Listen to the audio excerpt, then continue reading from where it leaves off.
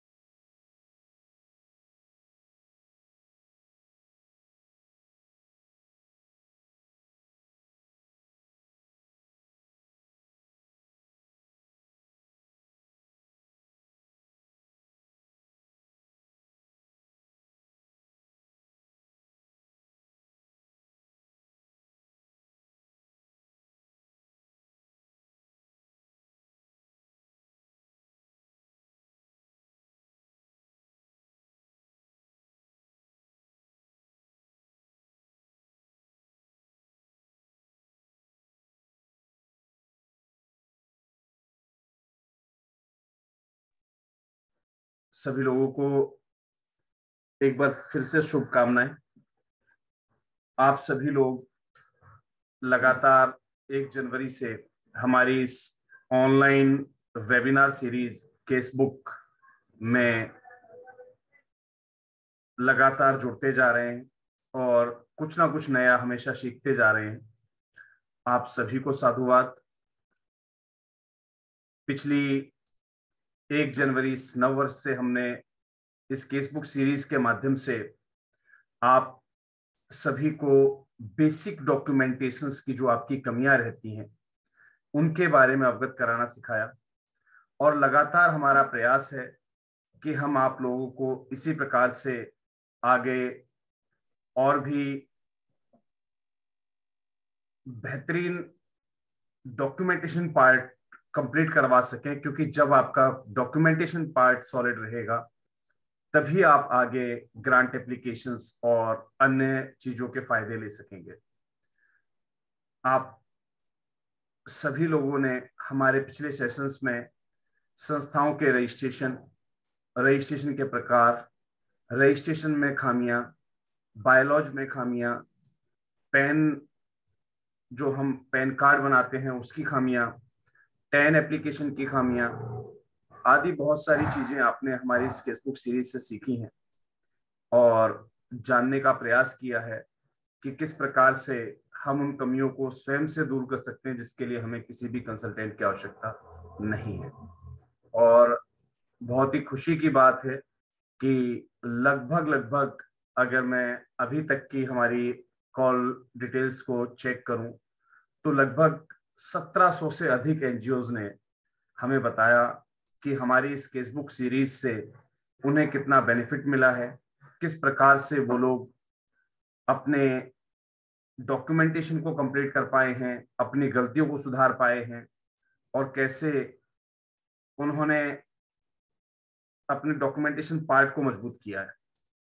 इसी सीरीज को आगे बढ़ाने से पहले कल हमने बात की थी ई अनुदान रजिस्ट्रेशन की, जिसके अंदर काफी सज्जनों की क्वेरीज जरूर रह गई थी और उनको मैंने नोट डाउन भी करवाया था कि आपकी जो भी क्वेरीज हैं, जो आपकी प्रॉब्लम है, वो बिल्कुल लाइव रिजॉल्व करके दिखाई जाएगी।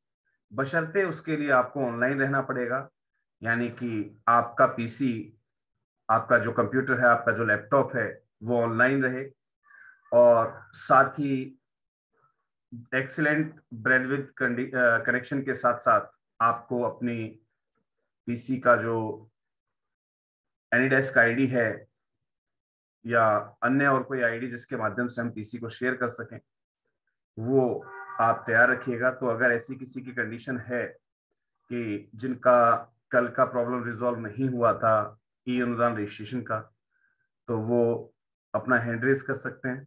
मैं उनकी प्रॉब्लम को लाइव रिजॉल्व करके दिखा सकता हूं। इसके बाद हम आगे बढ़ते हुए बात करेंगे आज एमएसएमई रजिस्ट्रेशन के बारे में। एमएसएमई रजिस्ट्रेशन बहुत ही ज्यादा उपयोगी है। किस प्रकार से एनजीओस के सामने एक बड़ी समस्या होती है। एक कुछ सवाल होते हैं उनके मन के जो अनरिजॉल्व होते हैं और हमेशा से ही अनरिजॉल्व रहे हैं। कौन से सवाल हैं वो? कि क्या संस्था किसी भी प्रकार के व्यापार के अंदर इन्वॉल्व हो सकती है, अपने मूवमेंट्स दिखा सकती है? काफी लोग हमसे पूछते हैं कि सर हम क्या किसी भी वस्तु को, जो वस्तु उपयोगी है आमजन के लिए, क्या हम उसको लागत मूल्य पर ही उनको दे सकते हैं? कई बार संस्थाओं के सामने सवाल होता है कि सर हमारी संस्था एसएचजी बनाती है, सेल्फ हेल्प ग्रुप के अंदर हमारी महिलाएं जो उत्पादन करती हैं, क्या हम उस उत्पादन को उत्पादक होने के नाते उसकी मार्केटिंग और सेल्स कर सकते हैं? काफी सारी एनजीओ के सवाल होते हैं हमारे सामने कि सर क्या हम किसी प्रकार की प्रोडक्शन यूनिट लगा सकते हैं? काफी सवाल निकल कर आते हैं हमारे सामने कि सर हमारे ऊपर ऑब्जेक्शन ले लिया है इनकम टैक्स कमिश्नर ने कि आप इस प्रकार की जो कमर्शियल एक्टिविटीज हैं वो नहीं कर सकते। काफी लोग सवाल करते हैं कि सर हमारे यहाँ हम ट्रेनिंग सेंटर चला रहे हैं, सिलाई सिखा रहे हैं, कढ़ाई सिखा रहे हैं, हम कंप्यूटर सिखा रहे हैं, तो क्या हम जो सर्टिफिकेट उनको प्रोवाइड करते हैं वो सर्टिफिकेट वैलिड है? ऐसे बहुत से अनसुलझे सवाल हैं जो आज की जो हमारी वेब सीरीज है, आज का जो हमारा विषय है एमएसएमई का, उसके अंदर आपकी सभी क्वेरीज रिजॉल्व करके दी जाएंगी, लाइव रिजॉल्व दिया जाएगा आपको। तो मेरा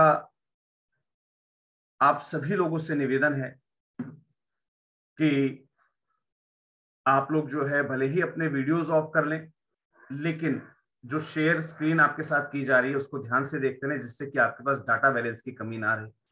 उसके बावजूद अगर किसी के पास किसी प्रकार की कोई समस्या रह जाती है, कोई सवाल कई बार होता है समय के अभाव में हम नहीं ले पाते हैं आपके, तो यकीन कीजिए कि ये जो सेक्टर है वो इतना छोटा और इतना आसान नहीं है कि एक पर्टिकुलर एक दिन की वेब सीरीज में या ऑनलाइन वेबिनार्स के माध्यम से उसको कंप्लीट किया जा सके। और शायद यही कारण रहता है कि हम वर्कशॉप भी देते हैं, और वर्कशॉप के साथ साथ, क्योंकि ये विषय वर्कशॉप में 1 या 2 दिन में कंप्लीट होने वाली चीजें नहीं है। अगर ये विषय 1 या 2 दिन में कंप्लीट हो सकते तो शायद लोग एमएसडब्ल्यू या बीएसडब्ल्यू नहीं करते। बैचलर इन सोशल वर्क और मास्टर इन सोशल वर्क करने के लिए 6 साल व्यक्ति अपना कैरियर का लगाता है। उस 6 साल के चीजों को हम चाहें कि हम 6 दिन में सीख जाएंगे, कभी पॉसिबल नहीं है। हम सोचे कि 6 महीने में सीख जाएंगे, कभी पॉसिबल नहीं है। समय देना पड़ेगा। काफी लोगों के मेरे पास सवाल आते हैं कि सर ट्रेनिंग सेंटर में हम नहीं आ सकते, हम दूर दराज क्षेत्रों से रहने वाले, हम अन्य राज्यों से रहने वाले हैं। यकीन मानिए कि आप और हम इसी मंच पर हर साल मिलेंगे। फर्क सिर्फ इतना होगा कि हम संस्था की जो तरक्की होती है, जो पदोन्नति होती है, उसमें शायद हमारा स्थान कुछ और होगा, आप वहीं खड़े रह जाएंगे। अगर आप सीखने से घबराएंगे तो सीखना बहुत जरूरी है। और याद रखिए कि सीखने के लिए बहुत कुछ त्यागना पड़ता है, ये वास्तविकता है। विद्यार्थी जीवन जिसके लिए हम हमेशा सोचते रहते हैं कि वो जीवन बहुत अच्छा था, काश हमें कोई वो जीवन लौटा दे। एक बड़ा ही मार्मिक प्रसंग आता है एक गीत के माध्यम से, लौटा दो मुझे वो बचपन का सावन, वो कागज की कश्ती, वो बारिश का पानी। तो वो बचपन शायद आपको लौटाया जा रहा है इस ट्रेनिंग सेंटर के माध्यम से, जहां आप, चाहे आप अपनी संस्था के अंदर किसी भी पद पर हों, आप अपने क्षेत्र के अंदर कितने भी वरिष्ठ हों, आप अपने समाज के अंदर कितने भी जो है कितने भी अच्छे पद पे हों, कितना भी अच्छा आपका मान और सम्मान हो, लेकिन जहां बात सीखने की आती है वहां गुरु गुरु रहेगा, और हमें शिष्य बनकर ही सीखना होगा, तभी हम सीख पाएंगे।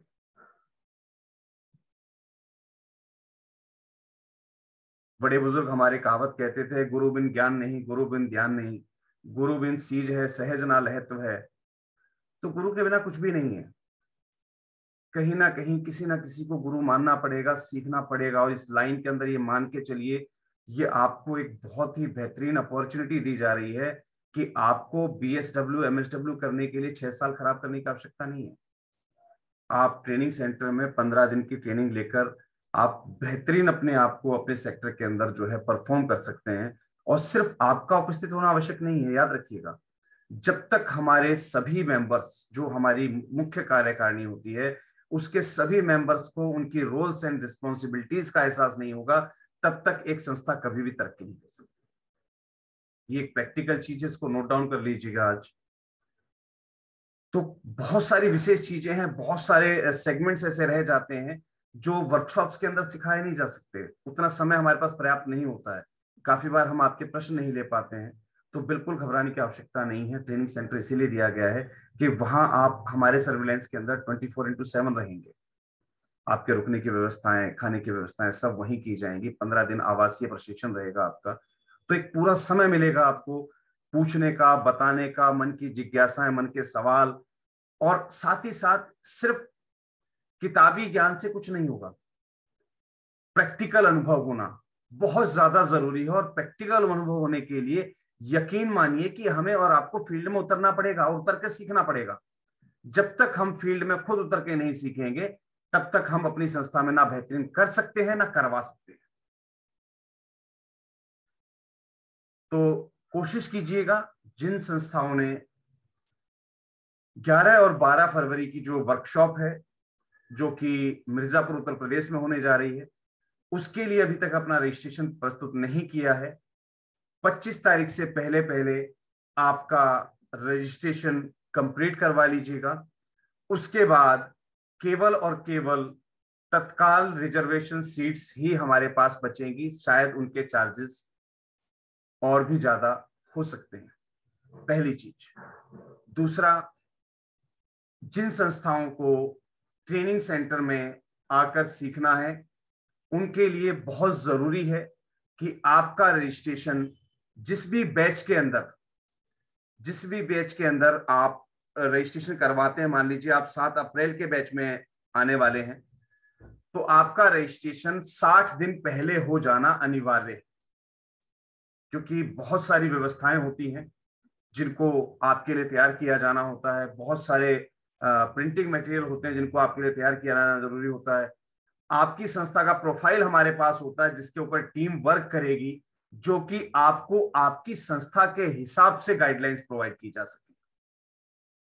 जब आप रजिस्ट्रेशन करते हैं, जिन संस्थाओं ने रजिस्ट्रेशन किया है एनजीओ वर्कशॉप के लिए, एनजीओ ट्रेनिंग सेंटर के लिए, उनको बखूबी पता होगा कि आपसे आपकी संस्था की एक एक जानकारी ली गई है टीम के द्वारा फोन करके। तो वो एक एक जानकारी आपसे इसलिए ली जाती है कि वो 15 दिन जब आप आए तो आपको ऐसा ना लगे कि यार ये एमएसएमई रजिस्ट्रेशन तो मैंने कर रखा था, मेरे किसी काम का ही नहीं, ये तो मैं वर्कशॉप में सीख चुका हूँ, फिर मैं यहाँ पर ट्रेनिंग सेंटर में इसको वापस क्यों रिपीट करवा रहा हूँ, मैं अपना समय खराब तो नहीं कर रहा, बिल्कुल भी नहीं।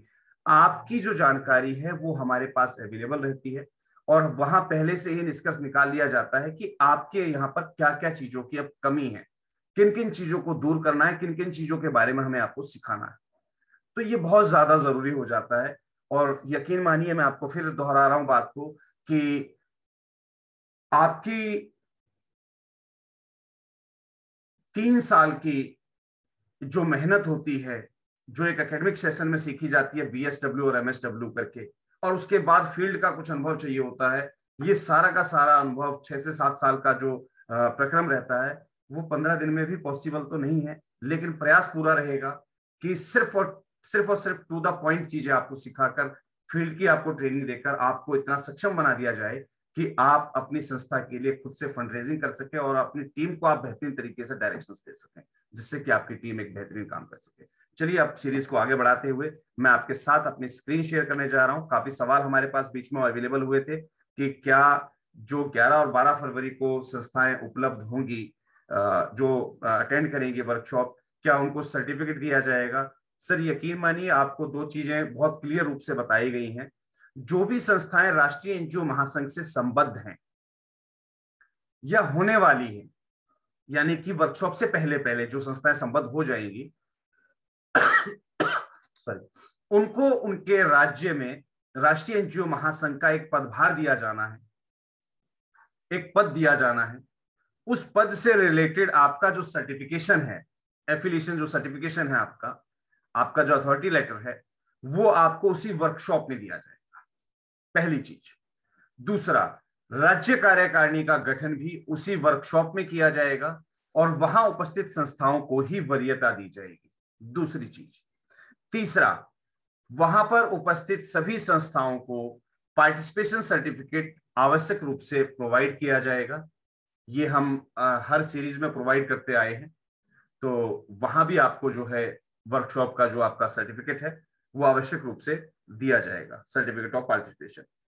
चलिए जी, और यकीन मानिए कि जो संस्थाएं राष्ट्रीय एनजीओ महासंघ के साथ वर्कशॉप्स में, वेबिनार्स में और अन्य जगहों पर सक्रिय रहती हैं, कहीं ना कहीं जब प्रोजेक्ट्स, ग्रांट्स या स्कीम्स की बातें आती हैं कि भाई ये ग्रांट स्कीम के अंतर्गत फ्री आवेदन करवाए जा रहे हैं, फलानी स्कीम के अंतर्गत या फलाने उपलक्ष्य में आज ये चीज करवाई जा रही है, डॉक्यूमेंटेशन कंप्लीट करवाया जा रहा है, तो ऐसी सभी जगहों पर सिर्फ और सिर्फ जो है इन्हीं संस्थाओं को वरीयता दी जाती है जो राष्ट्रीय एनजीओ महासंघ के साथ पूर्ण रूप से सक्रिय होते हैं, चाहे वो वर्कशॉप अटेंड करते हो, चाहे वो वेबिनार्स अटेंड करते हो, चाहे वो ट्रेनिंग सेंटर में आते हो। तो ये काफी सारी चीजें होती हैं जो कहीं ना कहीं आपको वरीयता दिलवाती हैं, तो आपका सक्रिय होना बहुत ज्यादा जरूरी होता है। चलिए बढ़ते हैं हमारी स्क्रीन की ओर। आई थिंक सो आपके साथ मेरी स्क्रीन बखूबी रूप से शेयर हो रही होगी। यहाँ पर आज हम बात करने वाले हैं एमएसएमई रजिस्ट्रेशन के बारे में। एमएसएमई रजिस्ट्रेशन की तरफ आगे बढ़ने से पहले मैं एक बार मेरे किसी भी कैंडिडेट से, मेरे किसी भी प्रतिभागी से जानना चाहूंगा कि एक बार कोई भी एक सज्जन मुझे अपना आधार नंबर जो है व्हाट्सअप कर दे या आधार कार्ड व्हाट्सअप कर दें, जो मुझे ओटीपी प्रोवाइड कर सकते हो, यानी कि आपका आधार ओटीपी मुझे आप लाइव प्रोवाइड कर सकते हो व्हाट्सएप पर। वो सज्जन हैंड रेज कर लीजिए, क्योंकि मैं उनके आधार को यूज करते हुए एक बार बताऊंगा अंदर लॉगिन करके कि किस प्रकार से एमएसएमई रजिस्ट्रेशन प्रोसेस किया जाता है, क्या इसकी उपयोगिताएं हैं, कैसे हम इससे बहुत सारे जो प्रश्न मैंने आपके सामने रखे थे कि आप ट्रेनिंग सेंटर चला रहे हैं, आप सिलाई सिखा रहे हैं, आप कढ़ाई सिखा रहे हैं, आप कंप्यूटर सिखा रहे हैं, तो सर्टिफिकेशंस जो आप करते हैं वो सर्टिफिकेशंस वैलिड हैं या नहीं है, कैसे उनको वैलिडेट करना होता है, एमएसएमई रजिस्ट्रेशन क्यों जरूरी है, कहाँ उसका उपयोग होता है, क्या आपकी संस्था किसी जो है कमर्शियल एक्टिविटी में इन्वॉल्व हो सकती है कि नहीं हो सकती, अगर इन्वॉल्व हो सकती है उसकी क्राइटेरियाज क्या रहेंगे, क्या एमएसएमई रजिस्ट्रेशन करने के बाद किसी प्रकार की फाइलिंग जरूरी होती है। याद रखिएगा, ये बहुत सारे सवाल हैं जो आज बहुत ही अल्पकालीन समय में हमें, बहुत शॉर्ट टाइम में हमें जो है रिजॉल्व करने हैं। तो कोई भी एक सज्जन जिनके आधार पर मोबाइल नंबर रजिस्टर्ड हो, एक बार मुझे आपका आधार नंबर प्रोवाइड कर दीजिए, हैंड रेज कर दीजिए सर सबसे पहले, जिससे कि मैं जान सकूं। कोई भी एक सज्जन वीडियो के अंदर अपना हैंड रेज कर दीजिए और मुझे जो है पर्सनली व्हाट्सएप कर दीजिए। सॉरी, कौशल वेलफेयर फाउंडेशन आ गया है सर, कौशल वेलफेयर फाउंडेशन, बिल्कुल सर, हैंड रेज आप नीचे कर लीजिएगा, कोई दिक्कत नहीं। सर मैं आपके आधार को यूज कर रहा हूं मनीष जी, और इसके माध्यम से मैं आपको बताऊंगा कि कैसे हम जो है एमएसएमई रजिस्ट्रेशन करवाते हैं, कैसे हम उसमें किन किन चीजों को हम इन्वॉल्व कर सकते हैं, कैसे हम उसमें अपनी संस्था की जो बहुत सारी चीजें हैं उनके लिए बहुत जरूरी हो जाता है ये एमएसएमई रजिस्ट्रेशन। तो सबसे पहले हम अपने गूगल सर्च पर चलते हैं। सर्च इंजन पे हमें डायरेक्टली लिखना है एमएसएमई रजिस्ट्रेशन। सबसे पहले हमें पता होना चाहिए एमएसएमई का मतलब क्या होता है। देखिए, ministry of small and medium enterprises, सूक्ष्म एवं लघु उद्योग मंत्रालय। अब बात आती है उद्योग की। भाई उद्योग शब्द अगर आ गया तो फिर एनजीओ कैसे रहा। याद रखिएगा, जब गवर्नमेंट ने हमें विकल्प दिया है कि हम सेक्शन 8 कंपनी चला सकते हैं, कंपनी का मतलब कंपनी भी तो भाई एक कंपनी ही है, ऑब्वियस सी बात है, जहां बिजनेस होगा, लेकिन एक ऐसी कंपनी जो बिना किसी प्रॉफिट के वर्क करती हो, नॉन प्रॉफिटेबल कंपनी अगर आप बना रहे हैं तो आपको मिलता है सेक्शन 8 रजिस्ट्रेशन। तो ऑब्वियस सी चीज है कि ऐसा कोई भी उद्योग जिसके अंदर आप लागत मूल्य पर काम कर रहे हैं, यानी कि बिना किसी फायदे के, बिना किसी मुनाफा निकाले आप अगर जो है इस प्रकार की एक्टिविटीज आप कर रहे हैं, तो ऐसे में कोई भी व्यक्ति आपकी एक्टिविटी को गलत नहीं कह सकता है, बशर्ते आपको अपनी चीज के बारे में पता होना चाहिए कि आप कर क्या रहे हैं और वो किस कानून के दायरे में आती है और कैसे आप उस चीज के लिए फाइट कर सकते हैं। काफी सारे संस्थाओं ने हमें शेयर किया था कि सर हमें इनकम टैक्स कमिश्नर ने नोटिस दिया है कि आपके बायोलॉजी में ये चीज लिखी हुई है कि हम महिलाओं को उद्योग का स्थापना करवाएंगे, ये तो कमर्शियल एक्टिविटी है। अगर आपको अपनी चीज के बारे में नॉलेज है तो कमिश्नर आपके सामने मुंह नहीं खोल सकता। एक सज्जन से मेरी वार्ता हो रही थी, उस वार्ता के दौरान कुछ बात ऐसी निकली तो उन्होंने कहा, सर मैं इस बात पे यकीन नहीं करूंगा कि एक आईपीएस अधिकारी आपके साथ बैठकर बाहर चाय की दुकान पर चाय पीता हो। मैं कि जो लोग मेरे साथ गए हैं उनको बखूबी रूप से पता है, यकीन ना करना करना वो आपके अपने हाथ में होता है, लेकिन अगर आपकी नॉलेज अच्छी है तो यकीन मानिए, चाहे वो आईएएस अधिकारी हो चाहे वो आईपीएस अधिकारी हो, ठीक है, उसे अपनी कुर्सी को छोड़कर जो है खड़ा होना पड़ेगा आपके लिए, क्योंकि यहाँ पर वैल्यू होती है सिर्फ और सिर्फ ज्ञान की। आज भी जो लीगल सेक्टर से जुड़े हुए लोग हैं, जो कहीं ना कहीं किसी कोर्ट में वकील या जज के रूप में अगर काम कर रहे हैं, या आपके फ्रेंड सर्कल में या आपके परिवार में कोई है, तो कभी उनसे पूछिएगा, वो आपको बताएंगे ऐसे ऐसे वकील धुरंधर पड़े हैं जिनके आने के बाद जज अपनी कुर्सी को छोड़कर खड़ा हो जाता है, क्योंकि उनका एक्सपीरियंस बहुत मायने रखता है। तो आपको अगर अपनी चीज की नॉलेज अच्छी है तो सामने वाले व्यक्ति की औकात आपके सामने कुछ भी नहीं है, चाहे वो इनकम टैक्स कमिश्नर क्यों ना हो। खुलकर जवाब दीजिए कि सर ये एक्टिविटीज इसके अंतर्गत आती हैं और आप इसको ऑब्जेक्शन नहीं ले सकते, और ऑब्जेक्शन अगर लेके लगा रहा है उसके बाद आप उसके खिलाफ जो है आप आगे की कार्रवाई कर सकते हो, आप कंप्लेंट लॉन्च कर सकते हैं कि भाई उसने आपकी फाइल रोकी हुई है, आप उससे जो है आरटीआई के अंतर्गत आप उससे जवाब मांग सकते हैं, राइट टू इन्फॉर्मेशन आपका जो है आप ले सकते हैं, ठीक है, या आप उसको शो कॉज नोटिस जारी करवा सकते हैं, ये आपके अपने हाथ में।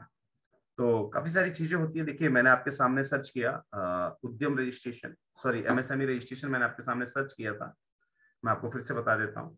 तो यहाँ पर हमारे सामने एक साइट निकल कर आती है जहां पर लिखा होता है Udyam registration, zero cost, no fee and free registration.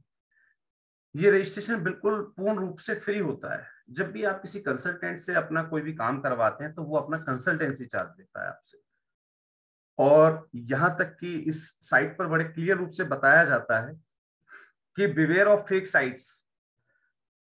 ऐसी सिमिलर दिखने वाली साइट और भी बनी हुई हैं जहां पर आपसे जानकारी सेम पैटर्न में मांगी जाती है, लेकिन वहां आपसे कॉस्ट मांगी जाती है। तो ऐसी किसी भी साइट से आप अवेयर रहिए। ये साइट बिल्कुल फ्री है, ये रजिस्ट्रेशन बिल्कुल फ्री है, और एमएसएमई रजिस्ट्रेशन में कई बार अगर आप गलती कर जाते हैं तो आपसे क्लेरिफिकेशन भी जो है ये पोर्टल मांगता है, ये डिपार्टमेंट आपसे क्लेरिफिकेशन मांग सकता है। तो उन चीजों का ध्यान रखिएगा जब भी आप रजिस्ट्रेशन करें, तो बहुत सारी चीजों को आपको बखूबी रूप से पढ़ लेना है। यहाँ पर कुछ चीजें आपको बताई गई हैं, उनको बखूबी रूप से पढ़ लीजिएगा, समझ लीजिएगा। यहाँ पर लिखा हुआ क्लियर रूप से इंपोर्टेंट टू नो, जानना बहुत आवश्यक है। A micro enterprise where the investment in plant and machinery or equipment does not exceed 1 crore rupees and turnover doesn't exceed 5 crore rupees। Micro enterprise क्या होता है, मीडियम स्मॉल एंटरप्राइज क्या होता है, और मीडियम एंटरप्राइज क्या होता है, इन तीनों की परिभाषाएं यहाँ पर दी गई हैं। सबसे पहले इस चीज को समझ लीजिएगा। और भी बहुत सारी चीजें जाननी जरूरी हैं कि यहाँ पर आपके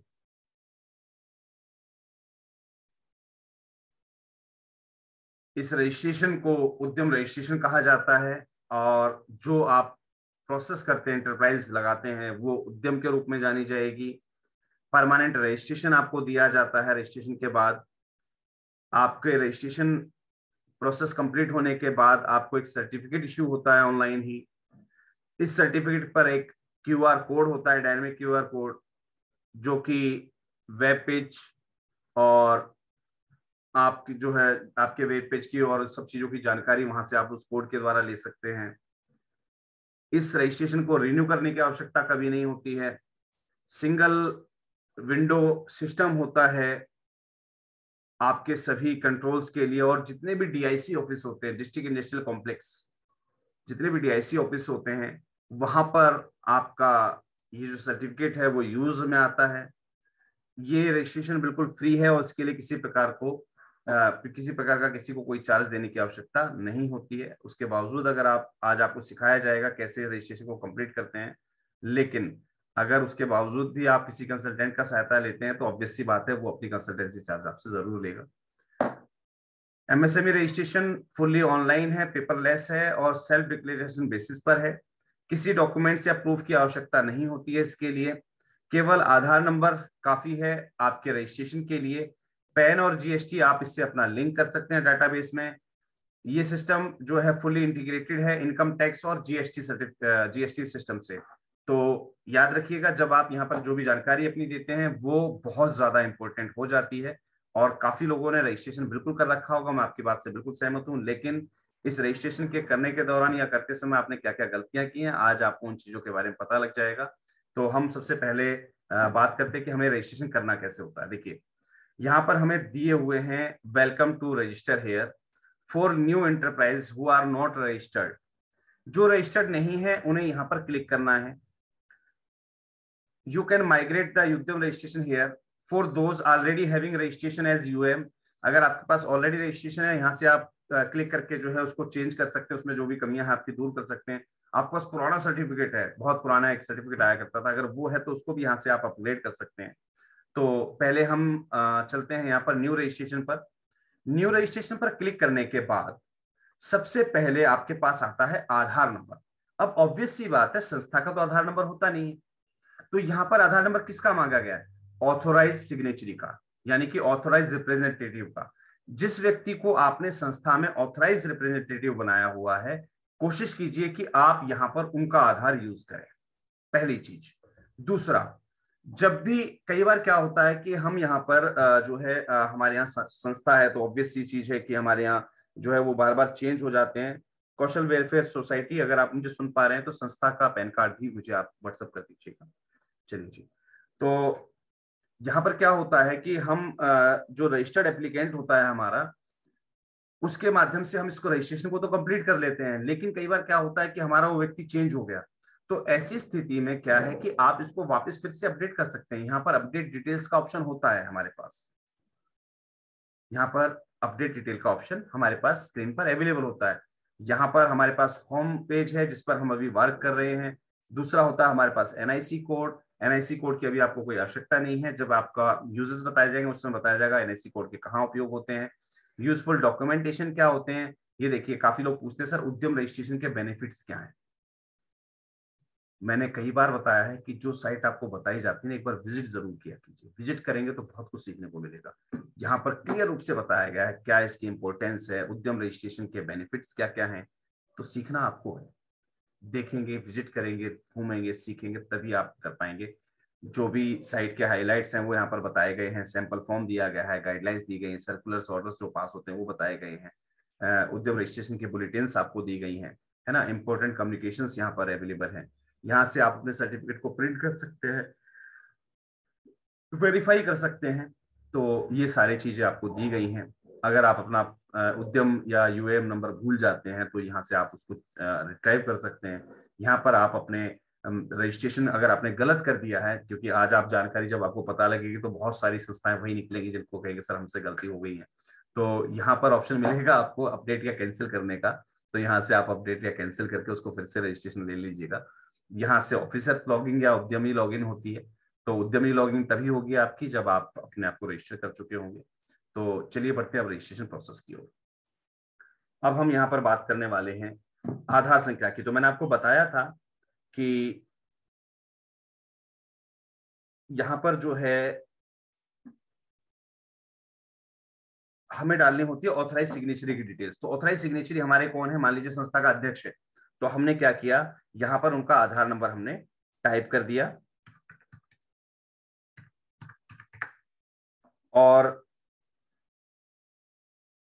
यहां हमें नाम डालना उद्यमी का, यानी कि सामने वाले व्यक्ति का नाम जिसका हम रजिस्ट्रेशन कर रहे हैं, जिसकी संस्था जो ऑथराइज सिग्नेचर है संस्था के अंदर, उसकी हमें डिटेल यहाँ पर डाल दी और डालने के बाद हमने इसको वैलिडेट एंड जनरेट ओटीपी पर क्लिक कर दिया।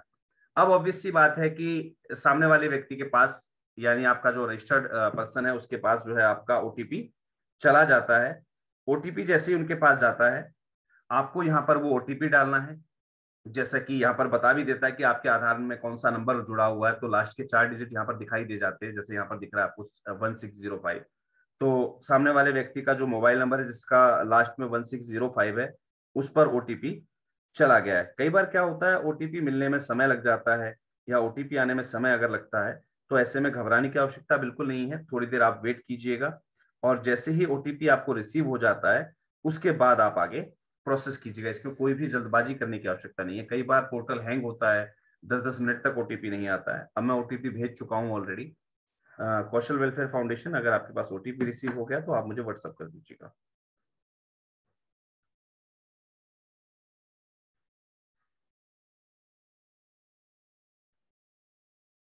हमारे पास ओटीपी रिसीव हो चुका है।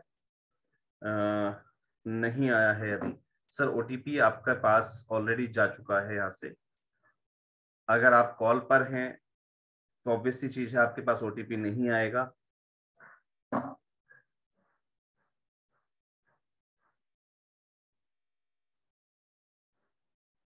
कोई नहीं, यहाँ पर हम तब तक जो है किसी और के आधार पर ट्राई करके देख लेते हैं।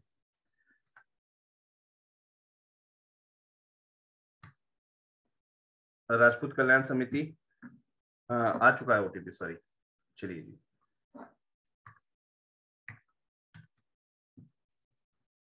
हमने यहाँ पर देखिए इसको वैलिडेट किया। वैलिडेट करते ही हमारे पास आता है कि your Aadhaar has been successfully verified, you can continue Udyam registration process. आपका आधार वेरीफाई हो गया, अब आप अपना रजिस्ट्रेशन प्रोसेस आगे कर सकते हैं। अब यहाँ पर ध्यान देने योग्य चीजें हैं, बहुत सारी चीजें हैं, बारीकी से सीख लीजिएगा, बारीकी से ध्यान रखिएगा। सबसे आपसे पहले पूछा जाता है कि संगठन का प्रकार क्या है आपका। तो यहाँ पर हमें संगठन के प्रकार बताए गए हैं, ध्यान दीजिएगा। एकल स्वामित्व, प्रोपराइटरशिप, हम यहाँ सिर्फ एनजीओ वाले हैं तो मैं सिर्फ एनजीओ की बात करूंगा। कोऑपरेटिव, अगर हमारी सोसाइटी होती तो हम यहाँ पर कोऑपरेटिव सेलेक्ट करते। प्राइवेट लिमिटेड कंपनी अगर आपकी है तो यहाँ प्राइवेट लिमिटेड सेलेक्ट करेंगे आप। ध्यान रखिएगा, काफी लोग पूछते हैं सर हमारी जैसे सेक्शन 8 है तो हम क्या सेलेक्ट करें। तो ऑब्वियस सी चीज है, देखिए आप भी प्राइवेट लिमिटेड कंपनी है, बस फर्क इतना है कि आप नॉन प्रॉफिटेबल कंपनी एनपीसी है। तो आपको यहाँ पर क्या सेलेक्ट करना है, प्राइवेट लिमिटेड कंपनी सेक्शन 8, याद रखिएगा प्राइवेट लिमिटेड कंपनी आप यहाँ पर सेलेक्ट करेंगे। हम बात करते हैं सोसाइटी की, तो हमारे पास ऑप्शन दिया हुआ है सोसाइटी। हमारे पास ट्रस्ट है तो हमारे पास ऑप्शन दिया हुआ है ट्रस्ट का। तो मैं एक बार चाहूंगा कि हमारे जो कौशल वेलफेयर सोसाइटी, तो सोसाइटी ही रजिस्ट्रेशन होगा सर आपके पास, ये मुझे व्हाट्सएप पे कंफर्म कर दीजिएगा। कहीं ऐसा ना हो कि शब्द सोसाइटी हो लेकिन आपका रजिस्ट्रेशन ट्रस्ट में हो। तो कौशल वेलफेयर सोसाइटी, यहाँ पर मैंने जहां तक नाम से जान पाया है तो कौशल वेलफेयर सोसाइटी आपका सोसाइटी एक्ट में है आप। तो मैंने यहाँ पर सोसाइटी सिलेक्ट कर दिया है आपको। और उसके बाद हमने क्या भरना है यहाँ पर, सोसाइटी का पैन नंबर। अपना पैन नंबर मत भरिएगा, ध्यान रखिएगा। यहाँ पर अपना पैन नंबर नहीं भरना है। यहाँ पर जो आपका रजिस्ट्रेशन है, जिस नाम से जिस संस्था का आपका रजिस्ट्रेशन है, तो वहां पर आपको जो है आपको अपनी संस्था का पैन भरना है। तो मैं यहाँ पर जो है संस्था का पैन फाइल कर दे रहा हूं। और इसको मैं जैसे ही पैन वैलिडेट करता हूं तो देखिए यहां पर मेरा पैन जो है सक्सेसफुली वैलिडेटेड हो चुका है। दिख रहा होगा आपको कि यहां पर आपके जो डिटेल्स हैं पैन की वो वेरीफाई हो चुकी हैं। अब मैं इसको कर देता हूं कंटिन्यू। कंटिन्यू करने के बाद अब आता है मेन प्रोसेस, जहां पर हमसे गलतियां होती हैं। कहां कहां गलतियां होती हैं, आधार संख्या ऑटोमेटिकली फिल्ड है, एंटरप्रेन्योर का नाम हमारे पास ऑलरेडी सिलेक्ट है। अब संगठन का प्रकार और पैन हमारा ऑलरेडी सिलेक्टेड है, जिसको हम चेंज नहीं कर सकते। चलिए जी, यहां पर आता है कि क्या आपने पिछले साल की आईटीआर फाइल कर दी है, यस और no. Kaushal welfare for society, मुझे जवाब आप व्हाट्सएप करते रहिएगा।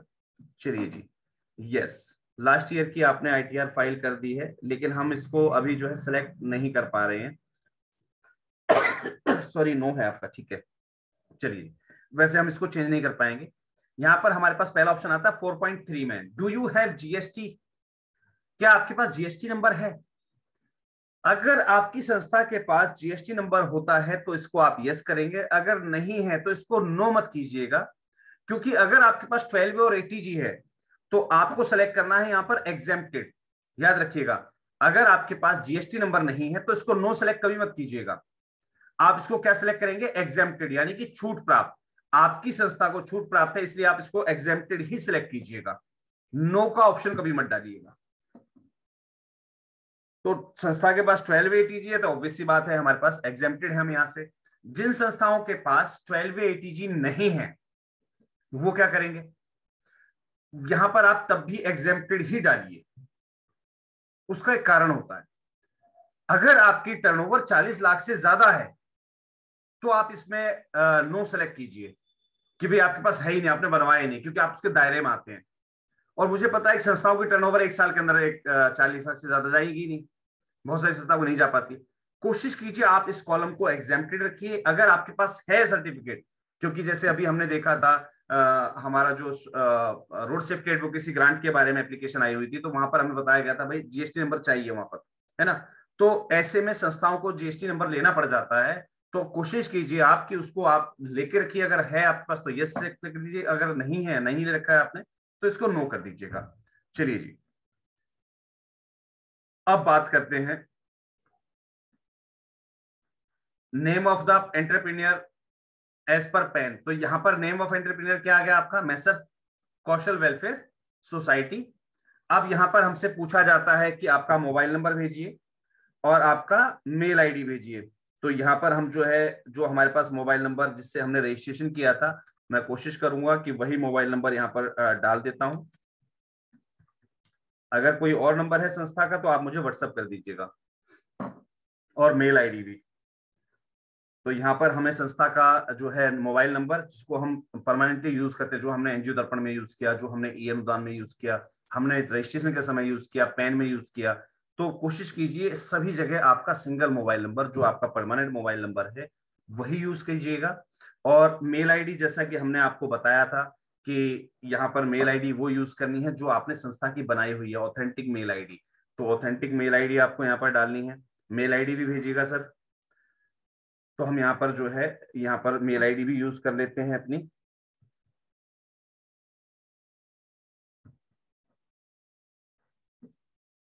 ये हमारे पास जो है मेल आईडी आ चुकी है।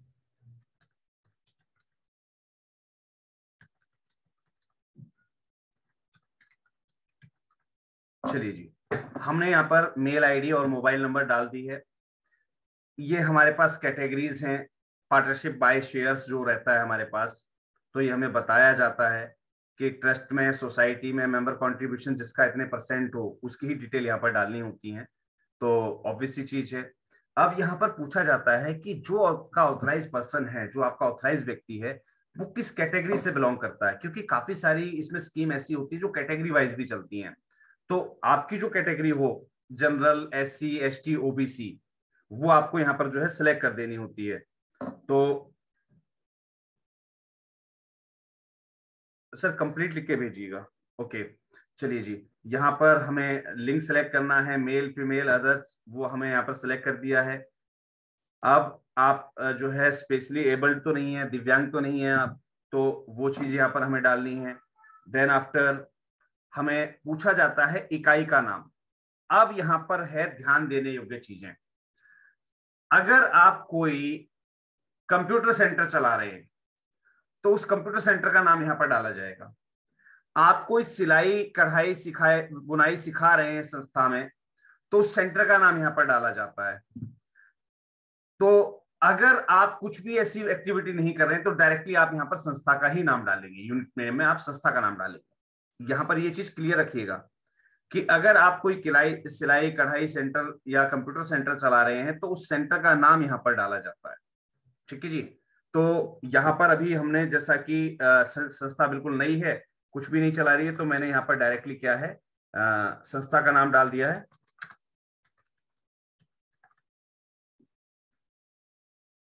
और इसको ऐड यूनिट पर क्लिक कर दिया है।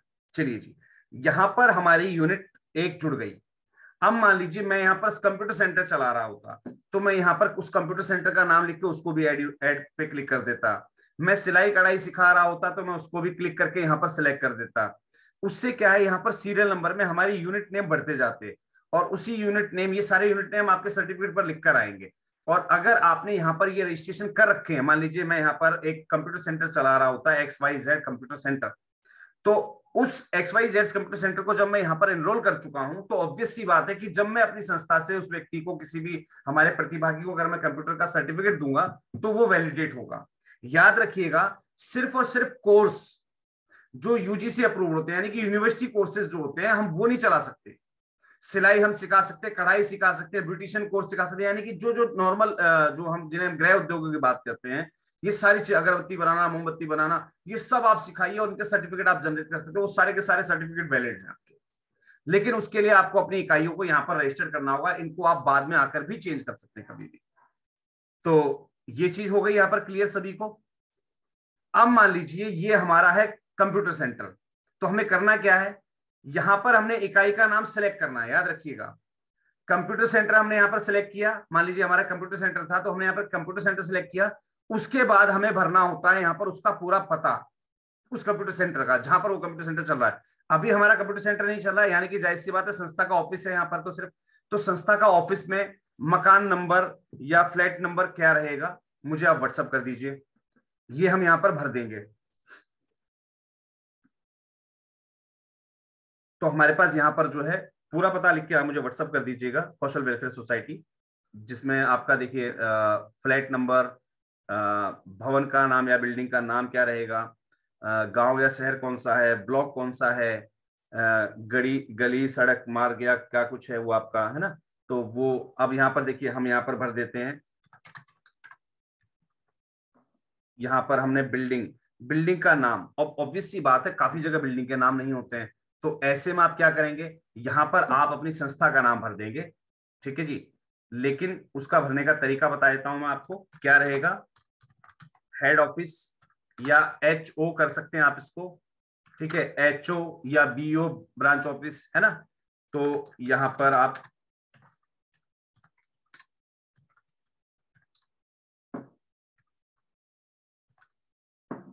यहाँ पर हमने HO के नाम से इसको भर दिया भाई, हेड ऑफिस कौशल वेलफेयर सोसाइटी, भवन का नाम हमने ये डाल दिया यहाँ पर। अब ग्राम या शहर की अगर हम बात करते हैं, तो हमसे देखिए पूछा गया है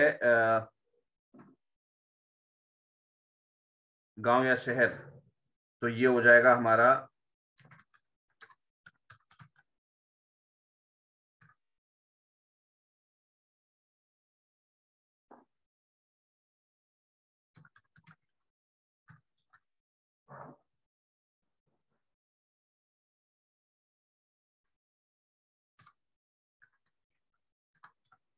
आप पूरे पते को जो है किसी भी प्रकार से लिख सकते हैं, पते को लिखने में कोई गलती नहीं है।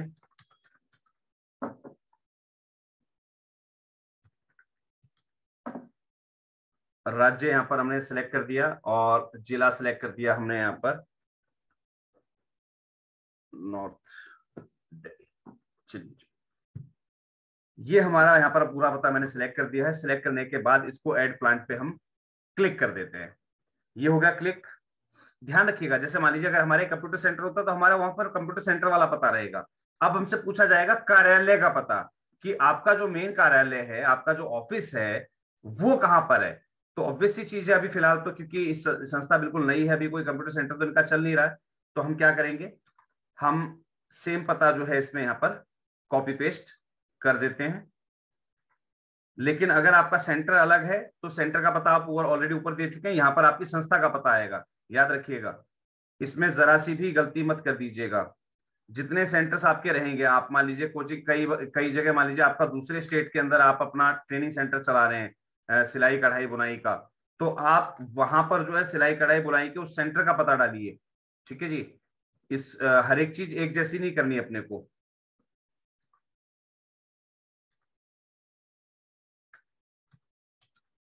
चलिए जी, यहाँ पर हम जो है अपना कंप्लीट कर दे रहे हैं। ये मैंने अपना यहाँ पर जो है कंप्लीट कर दिया है। ये कंप्लीट होने के बाद अब हमसे पूछा जाता है कि क्या आप पहले से आपके पास EM2 या UM रजिस्ट्रेशन अवेलेबल है, तो हमने इसको कर दिया नॉट एप्लीकेबल। अगर आपने पहले से ले रखा था, आपके पास UM है प्रीवियस, तो आप उसको प्रीवियस UM पे क्लिक करके आप अपना जो है एड ऑन कर सकते हैं। और मान लीजिए आपसे गलती हो गई थी इसको करने में और आपने उसको खारिज कर दिया है। कई बार क्या होता है, अध्यक्ष उपाध्यक्ष जिसके नाम से आपने बनवाया था वो बदल गया, वो एक्सपायर हो गए, वो गुजर गए, वो नहीं रहे, तो आप नया रजिस्ट्रेशन कर सकते हैं नए अध्यक्ष के नाम से। यहाँ पर आपको प्रीवियस यूएम जरूर देना पड़ जाएगा फिर, कि यहाँ पर हमारा पुराना नंबर ये था, तो ऑटोमेटिकली वो पिछला वाला मर्ज हो जाएगा आपके साथ। ये बारीकियां हैं, ध्यान से सीख लीजिएगा। अब यहां पर हमसे पूछा जाता है डेट ऑफ इनकॉर्पोरेशन, यानी कि संस्था के रजिस्ट्रेशन की दिनांक। ये कहां मिलती है आपको? आपकी संस्था के पैन कार्ड पर। तो यहां पर हम जो है अपनी संस्था के पैन कार्ड के हिसाब से आपको जो है यहां पर सिलेक्ट कर देते हैं कि हमारी डेट ऑफ रजिस्ट्रेशन क्या है। ये हमने यहां पर सिलेक्ट कर दी। क्या प्रोडक्शन या बिजनेस कमेंस्ड हो चुका है, यानी कि क्या आपकी गतिविधियां चालू हो चुकी हैं? इसको मोस्टली कोशिश कीजिए आप यस कर दिया कीजिए। और कब से चालू हो चुकी है उसमें रजिस्ट्रेशन से अगली डेट, ध्यान रखिएगा, रजिस्ट्रेशन से अगली डेट ही हमेशा आप फाइल कीजिए। तो ये थोड़ा सा बेटर रह जाता है कि आप, या फिर यहां पर आप कौन सी डेट डाल सकते हैं? जिस दिन से आपने अपने बैंक का खाता खुलवाया है वो भी आप यहां पर डेट डाल सकते हैं, ये आपके हाथ में है। लेकिन कोशिश कीजिए कि जब आप रजिस्ट्रेशन ले चुके हैं तो ऑब्वियस सी चीज है, रजिस्ट्रेशन लेने के अगले दिन आपने काम शुरू कर दिया है, तो यहां पर आप डेट ऑफ कमेंसमेंट में क्या डालेंगे? जो आपकी रजिस्ट्रेशन डेट है उससे अगले दिन से आप काम अपना स्टार्ट कर चुके हैं। अब यहां पर पूछा जाता है आपकी बैंक डिटेल, संस्था का बैंक खाता कौन से बैंक में है, बैंक का नाम भेज दीजिए, आईएफएससी कोड भेज दीजिए और बैंक अकाउंट का नंबर भेज दीजिए। संस्था के कोशिश कीजिएगा यहां पर आप अपनी संस्था के ही बैंक अकाउंट डिटेल्स को डालें। कौशल वेलफेयर सोसाइटी, अगर आप मुझे सुन पा रहे हैं जी, तो आप अपनी ये डिटेल्स मुझे जो है व्हाट्सएप कर दीजिए तुरंत। यहां पर हमें डालनी है संस्था की बैंक अकाउंट डिटेल्स, तो बैंक अकाउंट डिटेल्स हम यहां पर डाल देंगे। इसके बाद जो मेन प्रोसीजर है वो स्टार्ट होगा आपकी सेवाओं का, कि आप कौन कौन सी सेवाएं यहां पर देते हैं। वो सेवाएं सिलेक्ट करना बहुत जरूरी हो जाता है और यहीं पर संस्थाएं गलती करती हैं। चलिए जी, अभी बैंक अकाउंट नहीं है आपके पास तो मैं इसको फाइनल सबमिट नहीं करूंगा, मैं अभी फिलहाल सिर्फ सिखाने के लिए बता देता हूं। मान लीजिए जो भी आपका बैंक का नाम है, यहाँ पर मुझे आपका जो है बैंक का नाम डालना है XYZ बैंक, ठीक है जी। यहाँ पर हमें IFSC कोड डालना है, तो हम इसको जो है IFSC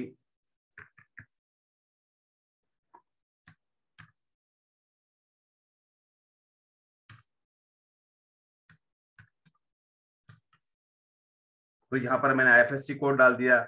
यहाँ पर हमें अपने बैंक अकाउंट नंबर डाल दिया, ये मैंने यहाँ पर जो है फिल कर दिया। इसके बाद हमसे पूछा जाता है कि आपकी मेजर एक्टिविटी क्या है। ऑब्वियस सी चीज है कि हमारी मैन्युफैक्चरिंग नहीं है। अगर आपकी SHG वर्क कर रही है, वहां पर किसी चीज की मैन्युफैक्चरिंग हो रही है, तो आप मैन्युफैक्चरिंग सेलेक्ट कीजिएगा। अगर आप सिर्फ, हम लोग होते हैं सेवा प्रदाता, तो मोस्टली आप क्या करेंगे, यहाँ पर सेवा को सिलेक्ट करेंगे। सेवा को करने के बाद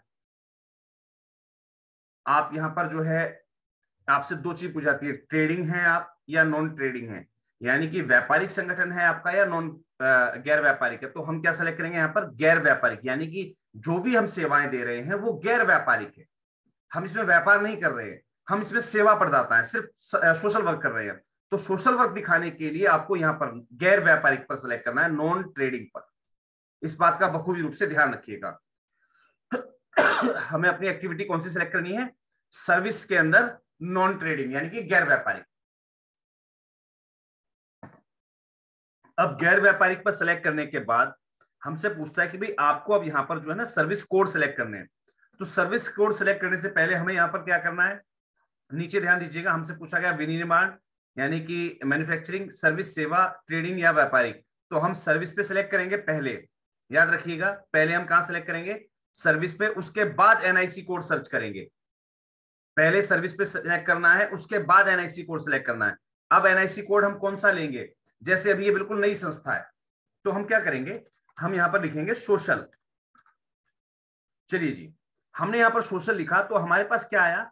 social work activity without accommodation, यानी कि गैर आवासीय सेवाएं। सोशल वर्क एक्टिविटी, ऐसी एक्टिविटी जिनके अंदर आवासीय व्यवस्थाएं नहीं है। तो मैं यहां पर इसको सिलेक्ट कर दूंगा। देखिए यहां पर मेरा कोड आ गया 88 number, social work activity without accommodation आ चुका है। मुझे यहाँ पर 4 यूनिट फिर से सिलेक्ट करने के लिए कहा गया है, तो इसमें मैं क्या सिलेक्ट करूंगा? Social work activity without accommodation for elderly and disabled. मुझसे पूछा गया कि भाई मैं बुजुर्गों और उनके लिए काम करता हूं क्या? अगर जाहिर सी बात है संस्था है तो सभी के लिए काम करेगी, पहले मैंने इसको सिलेक्ट कर लिया, फिर से पूछेगा कोड, तो यहाँ पर एक ही कोड आया, मैंने सिलेक्ट कर दिया इसको और ऐड एक्टिविटी पर क्लिक कर दिया। देखिए ये एक्टिविटी मेरी यहाँ पर जुड़ चुकी है ऑलरेडी, ये जुड़ चुकी है मेरी यहाँ पर सर्विस एक्टिविटी। अब फिर से मुझे क्या करना है, सर्विस पे फिर क्लिक करना है और फिर से सर्च करना है सोशल।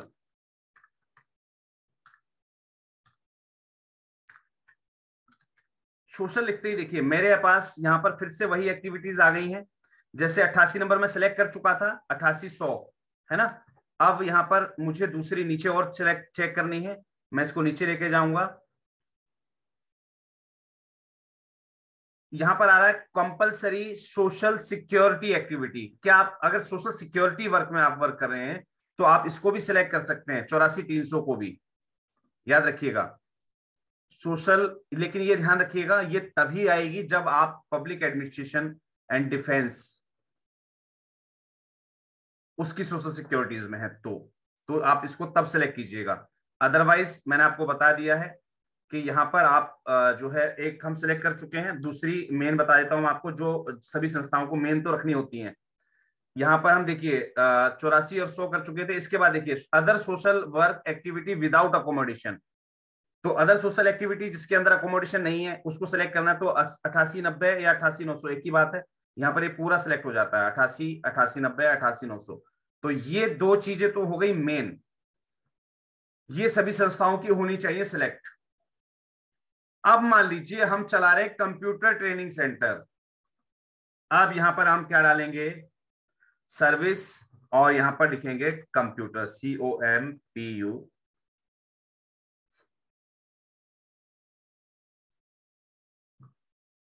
अब देखिए यहां पर हमारे पास काफी सारी चीजें आती हैं, कंप्यूटर प्रोग्रामिंग एक्टिविटीज है ना। यहां पर आ रहा है computer consulting and computer facilities management है ना। ये इनमें से आप जैसे कंप्यूटर का हो गया, computer programming consultancy and related activities, इसको सेलेक्ट कर सकते हैं, यानी कि 62 नंबर को है ना। यहाँ पर आप 6202 को सिलेक्ट कर सकते हैं। यहाँ पर computer information other information technology computer service activities, इसको सिलेक्ट कर सकते हैं। तो यहाँ पर आपको देख लेना है कि आपको इसमें से कौन सी सिलेक्ट करनी है। आप इसमें से कोई भी सिलेक्ट कर सकते हैं, जो लोग कंप्यूटर सेंटर चला रहे होते हैं वो ये सिलेक्ट करते हैं हमेशा, computer programming consultancy and related services. अब मान लीजिए हम सिखा रहे हैं सिलाई, तो सिलाई को इंग्लिश में क्या बोलते हैं, स्टिचिंग। तो यहां पर देखिए हमारे पास काफी सारे ऑप्शन आते हैं, एक बार इसको ना सभी आप देखें तो बारीकी से सर्च कर लीजिएगा।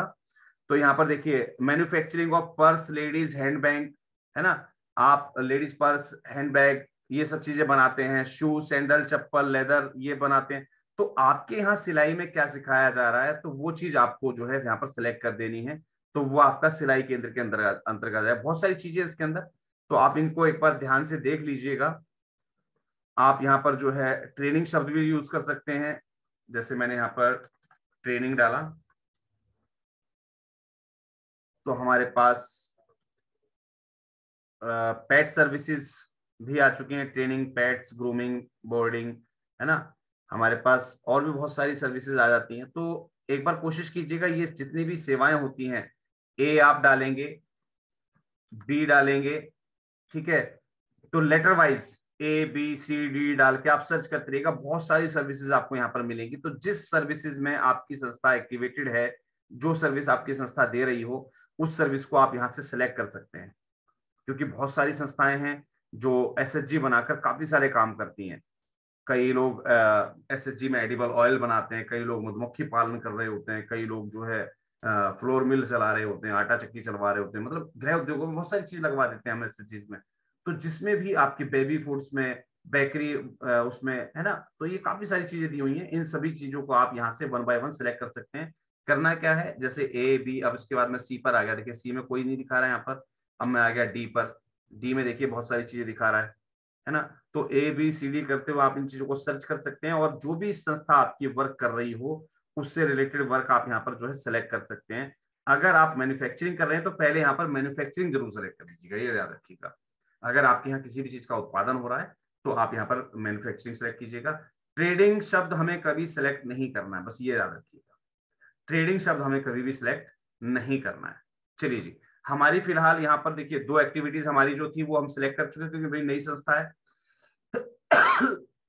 अब हमें दिखाना होता है नियोजित व्यक्तियों की संख्या, हमारे यहाँ कितने लोग काम कर रहे हैं। तो कोशिश कीजिए इसके अंदर आपकी जो कार्यकारिणी होती है उस कार्यकारिणी में कितने मेंबर, सभी के मेंबर 7 होते हैं, उसमें से पुरुष कितने हैं वो यहाँ पर डालना है आपको, महिलाएं कितनी हैं वो डालना है, अन्य कितने हैं वो डालना है। काफी संस्थाएं जो है ट्रांसजेंडर के लिए वर्क करती है, तो ट्रांसजेंडर अगर आपके यहाँ पर कोई भी व्यक्ति है तो उसको आप कहाँ डालेंगे, अन्य में। क्लियर है आपको? तो यहाँ पर मुझे एक बार संख्या भेज दीजिए सर, मेल पुरुष कितने हैं टोटल आपकी कार्यकारिणी में? 6 मेल हो गए, ठीक है जी। फीमेल कितनी है? 1 फीमेल हो गई, अन्य हमारे पास 0 हो गए, तो हमारे पास टोटल हो गए 7। ठीक है जी। यहां पर क्लिक करने के बाद अब हमें यहां पर ये सिलेक्ट कर लेना होता है, ऑलरेडी हमारा सिलेक्टेड है। चलिए जी, अब बात करते हैं पिछले साल की हमारी जो रिटन डाउन वैल्यू होती है वो क्या है।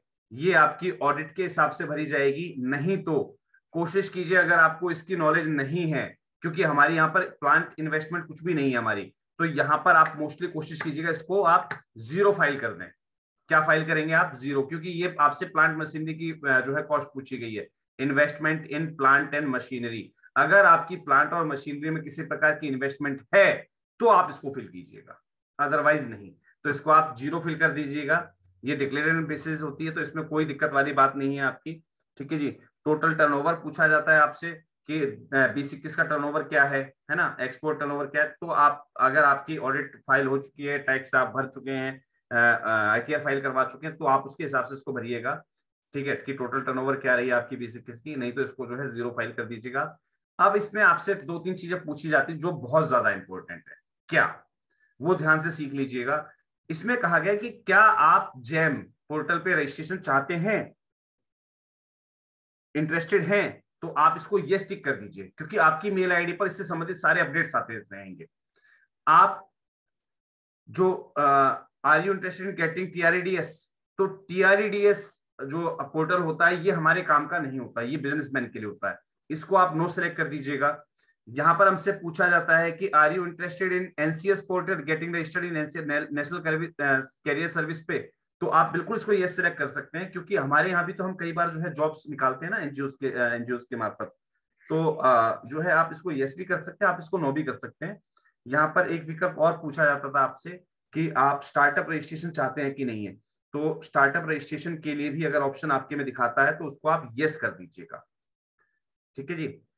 तो यहाँ पर कोशिश कीजिएगा कि आप TREDS छोड़कर बाकी सभी को आप यस कर दीजिए, क्योंकि ये जो TREDS पोर्टल होता है ये हमारे किसी काम का नहीं होता। आप चाहें इसको तो यस कर सकते हैं, इसमें कोई बुराई भी नहीं है। तो ये सारे ऑप्शंस आप बिल्कुल यस कर सकते हैं, कोई दिक्कत नहीं। जगह यहाँ पर ऑटोमेटिकली उठा लेगा कि किस जिला उद्योग केंद्र में आपका ऑफिस आता है, आपका संस्था किस जिला उद्योग केंद्र के अंतर्गत आ रही है, वो ऑटोमेटिकली आपके ऑफिस एड्रेस के हिसाब से उठा लेगा। यहाँ पर आपको final submit and final OTP आपको पूछा जाता है, तो फाइनल OTP आपके उसी मोबाइल नंबर पर आएगा जो आपने यहाँ पर ऊपर भरा था, याद रखिएगा। अब यहाँ पर आपका आधार OTP नहीं चलेगा, यहाँ पे जो हमने मोबाइल नंबर अब यहाँ डाला है ये वाला मोबाइल नंबर, अब जो OTP आएगा वो इस मोबाइल नंबर पे आएगा। जैसे ही हम इसको सबमिट कर देते हैं तो हमारे पास जो है जो डिटेल्स होती है हमारी वो सबमिट हो जाती है। सबमिट होने के बाद हमारे पास वहीं पर एक ऑप्शन आ जाता है प्रिंट योर सर्टिफिकेट, उसको आप वहीं से डायरेक्टली जो है प्रिंट कर सकते हैं, या फिर आपके पास जो उद्यम रजिस्ट्रेशन नंबर आ जाता है कि आपका उद्यम रजिस्ट्रेशन नंबर ये है, वो लेने के बाद आपको वापस इसी साइट पर आना है। साइट पर आने के बाद प्रिंट या वेरीफाई पर आप आएंगे, प्रिंट उद्यम सर्टिफिकेट, आपके पास एक मेल भी आता है, उस मेल में लिखा होता है click here to print your certificate, तो वहां पर आप क्लिक करके अपना सर्टिफिकेट प्रिंट कर सकते हैं। यहाँ पर आप आकर प्रिंट उद्यम सर्टिफिकेट पे आप क्लिक करेंगे तो यहाँ पर आने के बाद इस टाइप से आपसे वो आपका उद्यम जो नंबर होता है वो पूछेगा, यहाँ पर उसको पेस्ट कर देना है। जो नंबर आपका रजिस्टर्ड मोबाइल नंबर है जो एप्लीकेशन के अंदर भरा गया था, आधार OTP वाला नहीं, जो अंदर आपने भरा वो मोबाइल नंबर आपको डालना है, और उसके बाद यहाँ पर OTP ऑन मेल या मोबाइल जिसपे आपको चाहिए वो फिल करके आप OTP जनरेट करने के बाद इसको आप डाउनलोड कर सकते हैं।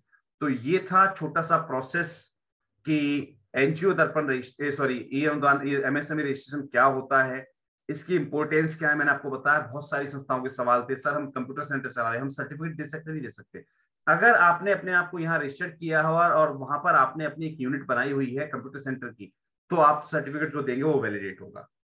आप यहाँ पर कोई भी एकोमोडेशन सर्विसेज दे रहे हैं तो आपकी वैलिडिटी है। काफी लोग मुझसे पूछ रहे हैं, सर मैं अनाथ आश्रम खोलना चाह रहा हूँ, मुझे सरकार से ग्रांट नहीं चाहिए, मुझे खोलना है, लेकिन क्या मुझे उसके लिए सरकार से कोई परमिशन लेनी पड़ेगी? कोई परमिशन की आवश्यकता नहीं है। आप यहाँ पर रेजिडेंशियल जो फैसिलिटीज है उसको सेलेक्ट कर लीजिए, उसमें आप रजिस्ट्रेशन कर लीजिए, कोई दिक्कत वाली बात नहीं। ठीक है, बस एक लेटर आपको देना है, कहाँ? आपके सामाजिक न्याय विभाग में, छुट्टी, और कुछ करना ही नहीं है आपको। जब भी हम बात करेंगे लोन की, जैसे हमारे पास जो उद्यमी लोन होते हैं, या हमारे पास हम बात कर रहे थे कि भाई स्टार्टअप रजिस्ट्रेशन जो होते हैं, तो स्टार्टअप रजिस्ट्रेशन के दौरान आपसे ये सर्टिफिकेट पूछा जाता है। तो हम आगे आपको सिखाएंगे स्टार्टअप रजिस्ट्रेशन कैसे करते हैं। और याद रखिएगा, स्टार्टअप रजिस्ट्रेशन में सिर्फ और सिर्फ सेक्शन 8 कंपनियां ही अपने आप को रजिस्टर कर पाएंगी, ट्रस्ट और सोसाइटीज उसके लिए एलिजिबल ही नहीं है। तो समय रहते अपने आप को अपग्रेड जरूर कर लीजिएगा। चलिए मिलते हैं कल किसी नए विषय के साथ। और आज मेरे पास एक रिक्वेस्ट आई भी थी कि हमें सर जो है टास्क दे दिया जाए। सबसे पहले मैं आपको बताना चाहूंगा कि जिन संस्थाओं ने पहला टास्क कंप्लीट कर दिया था वो आज मुझे अपना फिर से एक रिमाइंडर डाल देंगे आपके टास्क कंप्लीशन सर्टिफिकेट के लिए। मेरे मोबाइल नंबर 9991997003 पर टीम से मैं आप अनुरोध करना चाहूंगा कि चैट बॉक्स में नंबर डाल दिया जाए नेशनल हेल्पलाइन नंबर के रूप में। हेल्पलाइन नंबर में नंबर डाल दी जाए 9991997003। उस पर आप मुझे रिमाइंडर दिलाएंगे आपके टास्क कंप्लीशन सर्टिफिकेट के लिए। जिन संस्थाओं ने टास्क टू याद रखिएगा, रोड सेफ्टी एडवोकेसी वीक जो है सरकार के द्वारा मनाया गया था, इसीलिए हमने लास्ट वीक में आपको कोई टास्क नहीं दिया था। तो आप जिन जिन संस्थाओं ने रोड सेफ्टी एडवोकेसी वीक मनाया है या रोड सेफ्टी एडवोकेसी से संबंधित कोई भी एक्टिविटी की है, वो मुझे वापस पिंग करेंगे। वापस मुझे आप व्हाट्सअप करेंगे आपकी एक्टिविटीज की फोटोज या वीडियोज, अगर आपने कर रखी है तो मुझे पिंग कर दीजिएगा, अटैच कर दीजिएगा। और अपना सेकंड टास्क कंप्लीशन सर्टिफिकेट आपको नेक्स्ट वीक में भी दिया जाएगा। फिलहाल जो फर्स्ट वीक था जो इसमें चाय सेवाएं दी गई थी, तो चाय सेवाओं के जो आपके टास्क कंप्लीशन सर्टिफिकेट है उसके लिए आप मुझे रिमाइंडर आज से ही डाल दीजिएगा। कल आप लोगों को सर्टिफिकेट प्रोवाइड करवा दिए जाएंगे। अब बात करते हैं आपकी सेवाओं की। आज की हमारे पास काफी संस्थाओं की रिक्वेस्ट आई थी कि सर वीकेंड रहता है, शनिवार और रविवार 2 दिन होते हैं, तो टास्क आसानी से जो है कंप्लीट हो सकता है। अच्छी बात है। अगर आप चाहते हैं कि टास्क आज बताया जाए, मैं आज भी बता देता हूं। कल हालांकि टास्क ऑफ द डे का दिन ही रहेगा, तो वही टास्क आपको कल भी बता दिया जाएगा। अब आज के टास्क में आपको करना क्या है, चाहे आज सुन लीजिए चाहे कल सुन लीजिए, टास्क एक ही रहेगा। कल सिर्फ ये है कि उसका एक परफॉर्मा जो होता है, जो आपको फ्लैक्स वगैरह बनाना होता है, उसका डिजाइन आपको कल लाइव बता दिया जाएगा। जिनको चाहिए वो मुझसे डायरेक्टली ले सकते हैं, और जिनको जो टास्क 1 कर चुके हैं उनको सीखने की जरूरत ही नहीं, उन्हें पता है कि अब कैसे डिजाइन करवाना होता है हमें। तो मैं आपको बता देता हूँ क्या करना है आपको।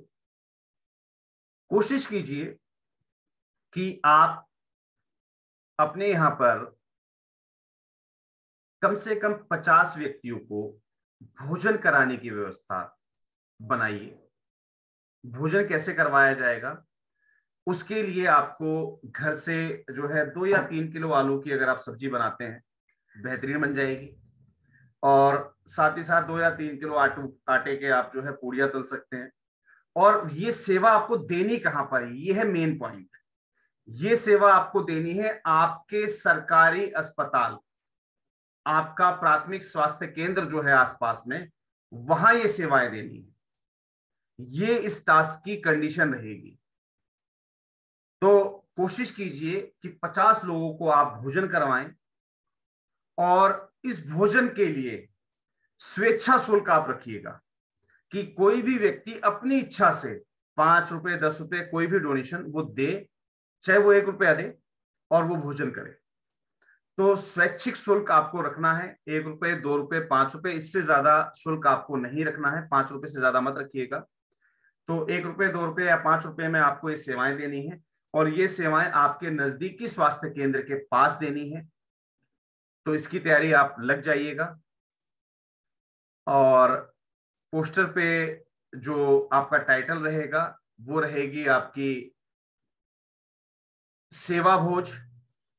नाम जो रहेगा, टाइटल आपके इस कार्यक्रम का वो रहेगा सेवा भोज। तो सेवा भोज के रूप में आपको ये व्यवस्थाएं देनी है। इसके लिए आप 1 रुपया 2 रुपया जो भी आपका कंपनसेशन चार्ज है वो आप रख सकते हैं कॉन्ट्रीब्यूशन चार्ज के रूप में।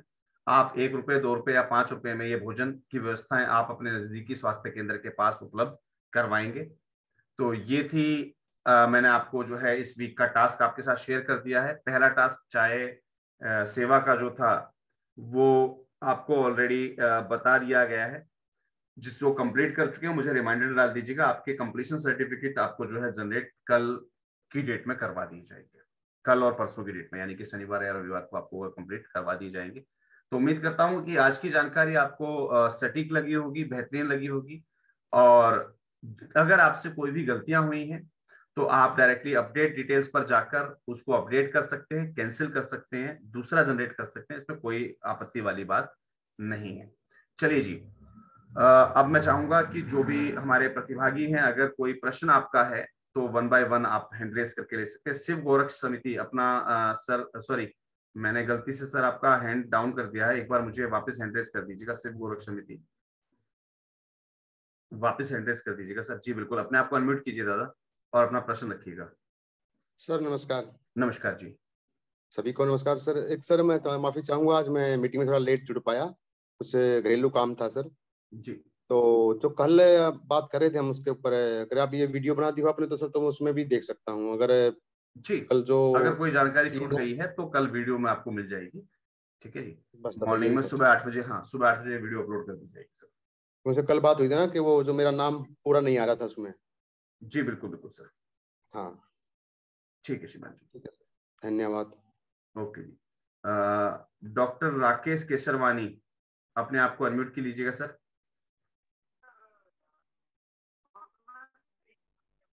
हेलो सर नमस्कार। नमस्कार श्रीमान जी, कैसे हैं सर? सब कुशल मंगल जी। आपका प्रश्न रखिए सर। सर मैं ये था सर कि ये जो फूड पैकेट भोजन की बात बोल रहे हैं आप हॉस्पिटल्स में, तो क्या इसको फूड पैकेट के रूप में दिया जा सकता है क्या? हाँ, फूड पैकेट्स के रूप में आप दे सकते हैं, ये आपके ऊपर है सर। हमने आपको सिर्फ एक छोटा सा रास्ता बताया, इसको आप बेहतरीन कैसे कर सकते हैं वो आपके अपने। अच्छा सर, दूसरी बात ये है कि जैसे वहां पर जाएंगे तो वहां सर हॉस्पिटल में पोस्टर लगाना थोड़ा सा अच्छा कम लगेगा। नहीं सर, पोस्टर की व्यवस्था करनी पड़ेगी सर आपको। आप कोशिश कीजिएगा कि हॉस्पिटल के गेट के बाहर आप ये व्यवस्था लगाएं, क्योंकि उससे ही आइडेंटिफाई हो पाएगा आपका काम। तो आपके मतलब सर आपके काम की आइडेंटिफिकेशन के लिए पोस्टर होना जरूरी होता है। या फिर अगर पोस्टर नहीं लगाना है आपको तो आपकी जो टीम रहेगी वो अपनी टी शर्ट या उसमें रहे प्रिंटेड उसमें ड्रेस में, कोई दिक्कत नहीं सर। ये कि इसे हॉस्पिटल में सर हम बेड पे ले जाके देंगे ना, बेड पर तो नहीं सर नहीं। हाँ। जो मरीजों के साथ अटेंडर्स होते हैं उनके लिए व्यवस्था करनी है। ठीक सर, थैंक यू सर। और अगर आप अंदर मरीजों के पास पहुंचाने की कोशिश कीजिए सर। देखिए क्या होता है, मरीज क्या पता किस कंडीशन में है, ऐसे में आपका फूड उसको पॉइजनिंग ना बना दे, कोई दिक्कत ना हो जाए, तो कॉम्प्लिकेशंस ना बढ़े। इसलिए कोशिश कीजिए कि मरीजों को देने से अच्छा है हमारे जो अटेंडर्स बाहर घूम रहे होते हैं, उनके साथी जो आए होते हैं, परिवारजन है, उनके लिए व्यवस्था कर दीजिए। धन्यवाद sir, thank you. Okay thank you. उड़ान मंजिलों की फाउंडेशन, अपने आप को अनम्यूट कीजिएगा। हाँ जी सर, नमस्कार सर। नमस्कार जी। हाँ जी सर, मेरा ये क्वेश्चन है सर कि जैसे आप टास्क रखते हैं तो इसे कोई भी एनजीओ कर सकती है, नई या पुरानी? हाँ, कोई भी एनजीओ करे। ये देखिए टास्क क्यों दिए जाते हैं, काफी संस्थाओं को ये पता नहीं होता कि हमें करना क्या है। इस स्थिति में वो अनएक्टिव रह जाते हैं। हमारा कहना है कि अगर संस्था को जिंदा रखना है तो वीकली एक टास्क होना जरूरी है और मंथली एक प्रोग्राम होना जरूरी होता है। तो ये हमारी तरफ से एक प्रयास रहता है कि आपको टास्क के बहाने एक छोटा सा काम दे दिया जाए, जिसके बहाने आप कुछ ना कुछ तो करें एटलीस्ट। ठीक है जी। जी sir, thank you sir. Okay जी। फैजल अख्तर जी, अपने आप को अनम्यूट कीजिएगा। जी नमस्कार सर। नमस्कार जी। जी सर, सबसे पहले तो बहुत बहुत बधाई आपको। थैंक यू जी। सत्र के लिए। और सर माता जी की तबीयत कैसी है आपके भी? सब कुशल मंगल जी, एकदम। अच्छा जी सर, मैं ये चाह रहा था कि सर कोई एक फॉर्मेट जिसमें मेरा एक दो प्रश्न था, वो ये कि जैसे यूनिक आईडी है या रजिस्ट्रेशन नंबर है, तो ऐसे कौन सी चीजें हैं जो हम अपने बैरन में जरूर रखें, तो ऐसा एक फॉर्मेट अगर मिल जाता तो उसको हम वो चीजें कर लेते। ये सर लास्ट आपको टाइम अभी आने वाले समय में जब आपको एनजीओ प्रोफाइल बताया जाएगा ना, जो टॉपिक हमारा एनजीओ प्रोफाइल का, उसमें चीज सिखाई जाएगी सर, निश्चित रूप से। जी जी जी जी ठीक है। क्योंकि लास्ट टाइम सर हम लोगों ने बैनर बनाया, वो QR कोड वो छूट गया सर, तो वो काफी अच्छी पहल थी QR कोड डालना। देखिए हम एक दूसरे को देख के तो सीख रहे हैं, यही तो मैं जी सिखाना चाह रहा हूं कि इस सेक्टर के अंदर कोई भी गुरु नहीं है, हम जी सब जी लोग एक दूसरे से देख कर सीखते हैं। देखिए जी मैं जी खुद नहीं बता पाया आपको कि भाई एक आप बारकोड लगाना है, लेकिन संस्था ने जिसने एक अच्छा काम किया हुआ था उन्होंने अपना बारकोड यूज किया हुआ था ऑनलाइन डोनेशन के लिए, तो हम एक दूसरे को देख के तो सीखेंगे, जी जी जी जी है ना। तो अब की बार पोस्टर पे क्या करना है, आपको अपनी संस्था का एनजीओ दर्पण आईडी जरूर लिखवा दीजिएगा जी और जी अपना बारकोड लगा लीजिएगा। जो जी संस्थाएं एटीजी के अंतर्गत रजिस्टर्ड हैं वो लिखवा दीजिएगा, आपके द्वारा दिया गया दान जो है एटीजी के अंतर्गत आयकर अधिनियम के अंतर्गत छूट प्राप्त है ना, ये भी लिखवा सकते हैं आप। Your donation is tax exempted, जी जी ऐसा लाइन लिखवानी है आपको, और उसमें अपना जो है पैन नंबर डलवा दीजिएगा संस्था का, या फिर एटीजी नंबर डायरेक्टली आप डलवा दीजिएगा, कोई दिक्कत जी नहीं। तो वो हम कैसे बेहतरीन कर सकते हैं, ये हमें एक दूसरे से सीखना है। जी जी ओके सीमा जी। जी। बाकी सर फाउंडेशन के लिए कुछ और भी चीजें थी, वो हम आपसे पर्सनल फोन करके डिस्कस कर बिल्कुल लेंगे बिल्कुल सर। सीमा, जी जी जी, बहुत बहुत धन्यवाद सर, नमस्कार। थैंक यू सीमा। राकेश वाघ जी अपने आप को अनम्यूट कीजिएगा। सर नमस्कार। नमस्कार जी। सर मैं ये MSME रजिस्ट्रेशन के बारे में अभी आप बता दिए थे जी ये 1 टाइम रजिस्ट्रेशन रहता है करके। जी हाँ। मैं मेरा एनजीओ 6 ईयर पहले शुरू हुआ था, मैं तभी किया था। वो बाद में आफ्टर 6 ईयर होने के बाद उसका वैलिडिटी खत्म हो गया था, मैं फिर रजिस्ट्रेशन करवा दिया, ओके रिन्यूअल करवा दिया। अभी कुछ पहले एवरी 6 ईयर को रिन्यूअल था, क्या अभी भी वही नहीं सर, ये है? आज पूरी गाइडलाइन आपको पढ़ के बताई गई थी, उसमें क्लियरली लिखा हाँ, था ये 1 टाइम हाँ, रजिस्ट्रेशन, ऐसा कोई अब इसमें अब जो है रजिस्ट्रेशन वाला जो रिनोवेशन वाला चार्ट है ना वो खत्म कर हाँ, दिया हाँ, गया है इसका। ओके पहले वो एवरी वो 6 ईयर पहले को हुआ करता था, जो हाँ, पुराने ओके, सर्टिफिकेट थे यूएम वाले, उसमें हुआ हाँ, करता था, इसमें नहीं है। Okay, okay sir. अभी एक और एक क्वेश्चन, अभी हम लोग कुछ अपडेट करते हैं ना, उसको फिर हम लोग सर्टिफिकेट डाउनलोड करना पड़ता है क्या, वही ऑटोमेटिकली वही रहता है? वही रहता है सर, बाकी आप चाहे तो वापस डाउनलोड करेंगे तो वो ऑटोमेटिक अपडेट होकर आ जाएगा आपके पास। ओके ओके ओके फाइन, ठीक है जी। ठीक है sir, thank you sir, thank. Cancer hospital team तारन अपने आप को अनम्यूट कर लीजिएगा सर। जी सर नमस्कार। नमस्कार जी। सर जैसे मैंने हॉस्पिटल का MSME बना रखा है पहले, जी जो मेरा मोबाइल नंबर है आधार पे रजिस्टर्ड, जी। तो अभी जो सोसाइटी का फाउंडेशन का है वो उसी नंबर पे करना पड़ेगा दोबारा से? उसी नंबर से कर सकते हैं आप लॉगिन ओके करके। ठीक है सर, ठीक है, थैंक यू सर। राह चैरिटेबल ट्रस्ट अपने आप को अनम्यूट कर लीजिएगा। नमस्कार। नमस्कार शिमा जी। सर मुझे मालूम करना था MSME का जो रजिस्ट्रेशन है, ये इसमें क्या कोई एनुअल रिटर्न दाखिल करनी होती है, एक बार रजिस्ट्रेशन करके खत्म हो नहीं जाता सर, देखिए इसमें क्या होता है कि आप फिलहाल अपना रजिस्ट्रेशन ले लीजिए। रजिस्ट्रेशन करने के बाद अगर आपकी किसी प्रकार की एक्टिविटी ऐसी होती है जिनमें उनको लगता है कि आपकी रिफंड उसकी रिटर्न की आवश्यकता है, तो आपके पास डायरेक्टली मेल आता है, और जहां हम नॉन ट्रेडिंग वर्क कर रहे होते हैं यहाँ पर हमें किसी प्रकार की रिटर्न देने की आवश्यकता नहीं होती है, वो ट्रेडिंग वालों के लिए।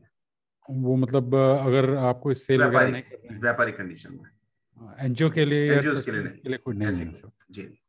सेकेंडली सर, जो CSR 1 का रजिस्ट्रेशन है उसके लिए क्या 3 ईयर कंप्लीट मैंडेटरी है सर? नहीं ऐसा कुछ नहीं, CSR 01 के लिए 3 इयर्स की कोई ऐसी बाउंडेशन नहीं है, मतलब 2 नई और संस्थाएं भी 1 ले ईयर में कर सकते हैं। हाँ जी जी, ठीक सर, ठीक। Okay sir, thank you. Awadh folk and art group अपने आप को अनम्यूट कर लीजिएगा प्लीज। हेलो सर, नमस्कार। नमस्कार जी।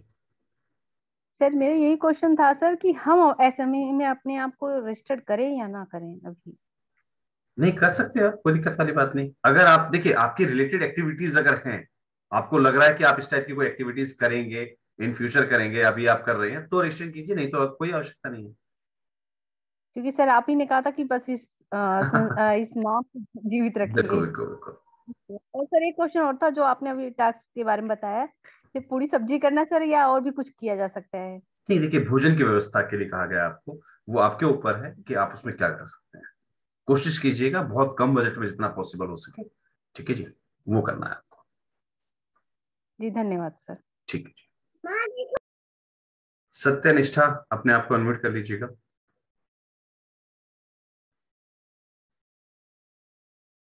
सत्यनिष्ठा, अपने आप को अनम्यूट कर लीजिएगा। मनीष कौशल जी, सीमा जी सर, बताइए। बोल रहा हूँ जी। और मैं ये पूछ रहा था, एमएसएमई रजिस्ट्रेशन के लिए संस्था कितनी पुरानी होनी चाहिए और ऐसा उनका कोई कितना बाउंडेशन, साल का ऐसा कोई बाउंडेशन नहीं है सर। आप संस्था के रजिस्ट्रेशन के अगले दिन ही इसको कर सकते हैं आप। तो उसके लिए कोई जरूरी कोई नहीं है कि नहीं, कोई बाउंडेशन, कोई भी और सर्टिफिकेट जैसे ऑडिट वगैरह या रिटर्न नहीं का? नहीं नहीं, ऐसा कुछ भी नहीं। अच्छा, चलिए, एक चीज और आपने बताई थी, मुझे थोड़ा सा वो कर गई कि आपने बताया कि एक नंबर रहेगा आधार कार्ड वाला और दूसरा नंबर रजिस्टर्ड वाला रहेगा। देखिए क्या होता है दो सर, नंबर कई बार क्या होता है सर, हम अपना पर्सनल नंबर जो है कुछ और रखते हैं जो हमारे आधार पे रजिस्टर्ड होता है। तो रजिस्ट्रेशन करते समय तो आपको वो चाहिए ओटीपी, जो पहला ओटीपी आता है वो उस पे आता है, ठीक है जी। और मान लीजिए संस्था का हमने एक पर्टिकुलर नंबर अलग बनाया हुआ है, तो जब आप अंदर भरेंगे तो वो संस्था वाला नंबर डालिएगा, आगे से फिर वो संस्था वाला नंबर यूज हुआ करेगा, आपके आधार वाले की जरूरत खत्म हो जाएगी भविष्य के लिए, ठीक है जी। नहीं, हमारा तो एक ही नंबर है सर, वही तो आधार सेम पे यूज है, कीजिए, वही कोई दिक्कत संस्था। नहीं। हाँ, तो वो सेम यूज कीजिए, उससे कोई दिक्कत नहीं। एक ही नंबर से वो रहेगा ना? देखिए मेरा भी सब जगह एक ही नंबर है, तो ऑब्वियस सी बात, मैं उसी नंबर को यूज करूंगा, ठीक है। चलिए ठीक है सर, यही पूछता था। ठीक है। मनीष जी, अपने आप को अनम्यूट कीजिएगा।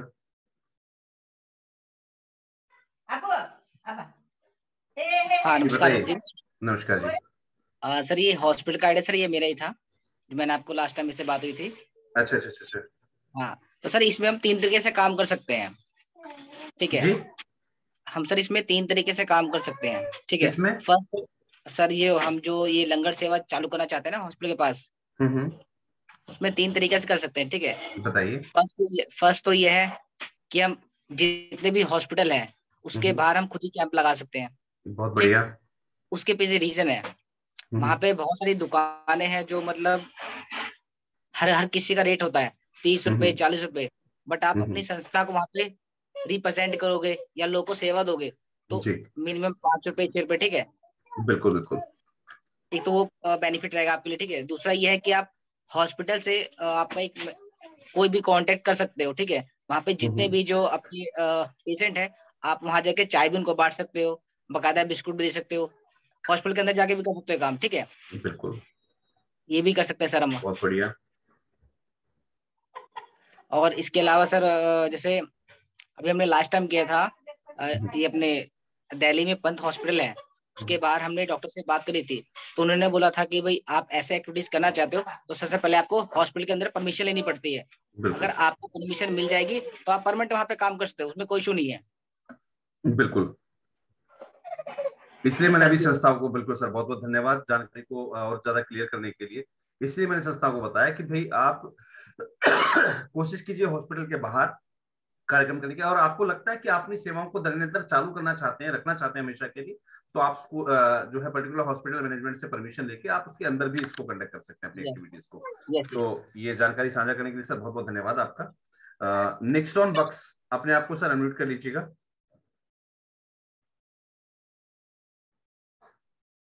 जी सर, नमस्कार। नमस्कार सीमा जी। हेलो। हाँ सर, मैं आपसे थोड़ा सा ये पूछना मांग रहा था, मेरा होली ट्रिनिटी एजुकेशनल सोसाइटी है जी, तो हम बच्चों के बीच में सेवा करते हैं, तो जैसे कुछ गरीब बच्चों को पढ़ाना और जैसे कि गांव में विलेज में मिनिस्ट्री करना, तो सर मैं ये पूछना मांग रहा था कि हम एक गरीब बच्चों के लिए हॉस्टल खोलना मांगते हैं, तो उसके लिए सर हमको क्या कहीं से रजिस्ट्रेशन लेना होता है या कहीं कुछ सर? आज शाम को 6 बजे इससे संबंधित एक ग्रांट एप्लीकेशन आपको जो है दी गई है ऑलरेडी, ठीक है जी। आप उसके रेफर कर सकते हैं, और कल का जो सेशन था हमारा ई-आमदन रजिस्ट्रेशन का, वहां भी ये चीज क्लियर की गई। तो दोनों को मैं आपसे अनुरोध करूंगा, आप दोनों वीडियोस को ध्यान से देख और सुन लीजिएगा, वो आपके बहुत काम की है। अच्छा सर, तो वो दे दीजिएगा सर। तो हम चैनल पर अवेलेबल है सर, चैनल पर अवेलेबल है सर। अच्छा, आज की डेट में, हाँ, आज की डेट में जो सुबह 10 बजे वीडियो लगी है वो भी, और शाम को जो 6 बजे लगी है वो भी, दोनों आपके काम की। ठीक है sir, thank you sir. Okay Seema ji. मैं माननीय अध्यक्ष महोदय से निवेदन करना चाहूंगा कि अब वो जो है कार्यक्रम को समाप्ति की ओर लेके चलें। सभी के प्रश्न मैं ले चुका हूं ऑलरेडी। सभी साथियों को धन्यवाद। अब मेरी आवाज आ रही है सर? जी बिल्कुल सर, आपकी आवाज आ पा रही है। सभी साथियों को नमस्कार। देखिए अभी सर ने बहुत अच्छी बात जो एमएसएमई का रजिस्ट्रेशन बताया ना, देखिए आने वाले समय में अगर कोई आपकी इसमें कई टेंडर कई तरह की आजकल ईओआई भरी जा रही है संस्थाओं को, अगर किसी ने देखा होगा तो अभी गुजरात में सर एक वो निकला है, रानी झांसीबाई ट्रेनिंग दे रहे बच्चों को सेल्फ एम्प्लॉयमेंट की, और उसमें जो संस्था के पास एमएसएमई नहीं रजिस्टर्ड है, जो संस्था एमएसएमई रजिस्टर्ड है, उसको किसी भी तरह की ईएमआई वो नहीं देनी, अर्नेस्ट मनी नहीं देनी, कोई पुराना एक्सपीरियंस नहीं मांगा गया, केवल एक ही कंडीशन दी गई है उसमें कि एमएसएमई में रजिस्टर्ड होना चाहिए, क्योंकि उसकी लास्ट डेट आज 21 तारीख थी, इसलिए उसको अपडेट भी नहीं करा। 21 तारीख को है तो 21 तारीख को हम लोग पूरा यानी सारी फुलफिल नहीं हो पाती है। और भी इसके बहुत फायदे जो सब साथियों ने सुने अभी सर ने बताए। देखिए हमें कोई भी आपको ऐसा नहीं है कि आपने फिर वही गलती ना करते हैं, इसको भरते समय जैसे सर ने बताया ना, क्या क्या उसमें आपके प्रोग्राम चल रहे हैं, क्या क्या आपने उसमें सेलेक्ट करना है, आपने उस चीज को सबसे पहले देखना है कि हमने किस किस पॉइंट को उसमें सेलेक्ट करना है।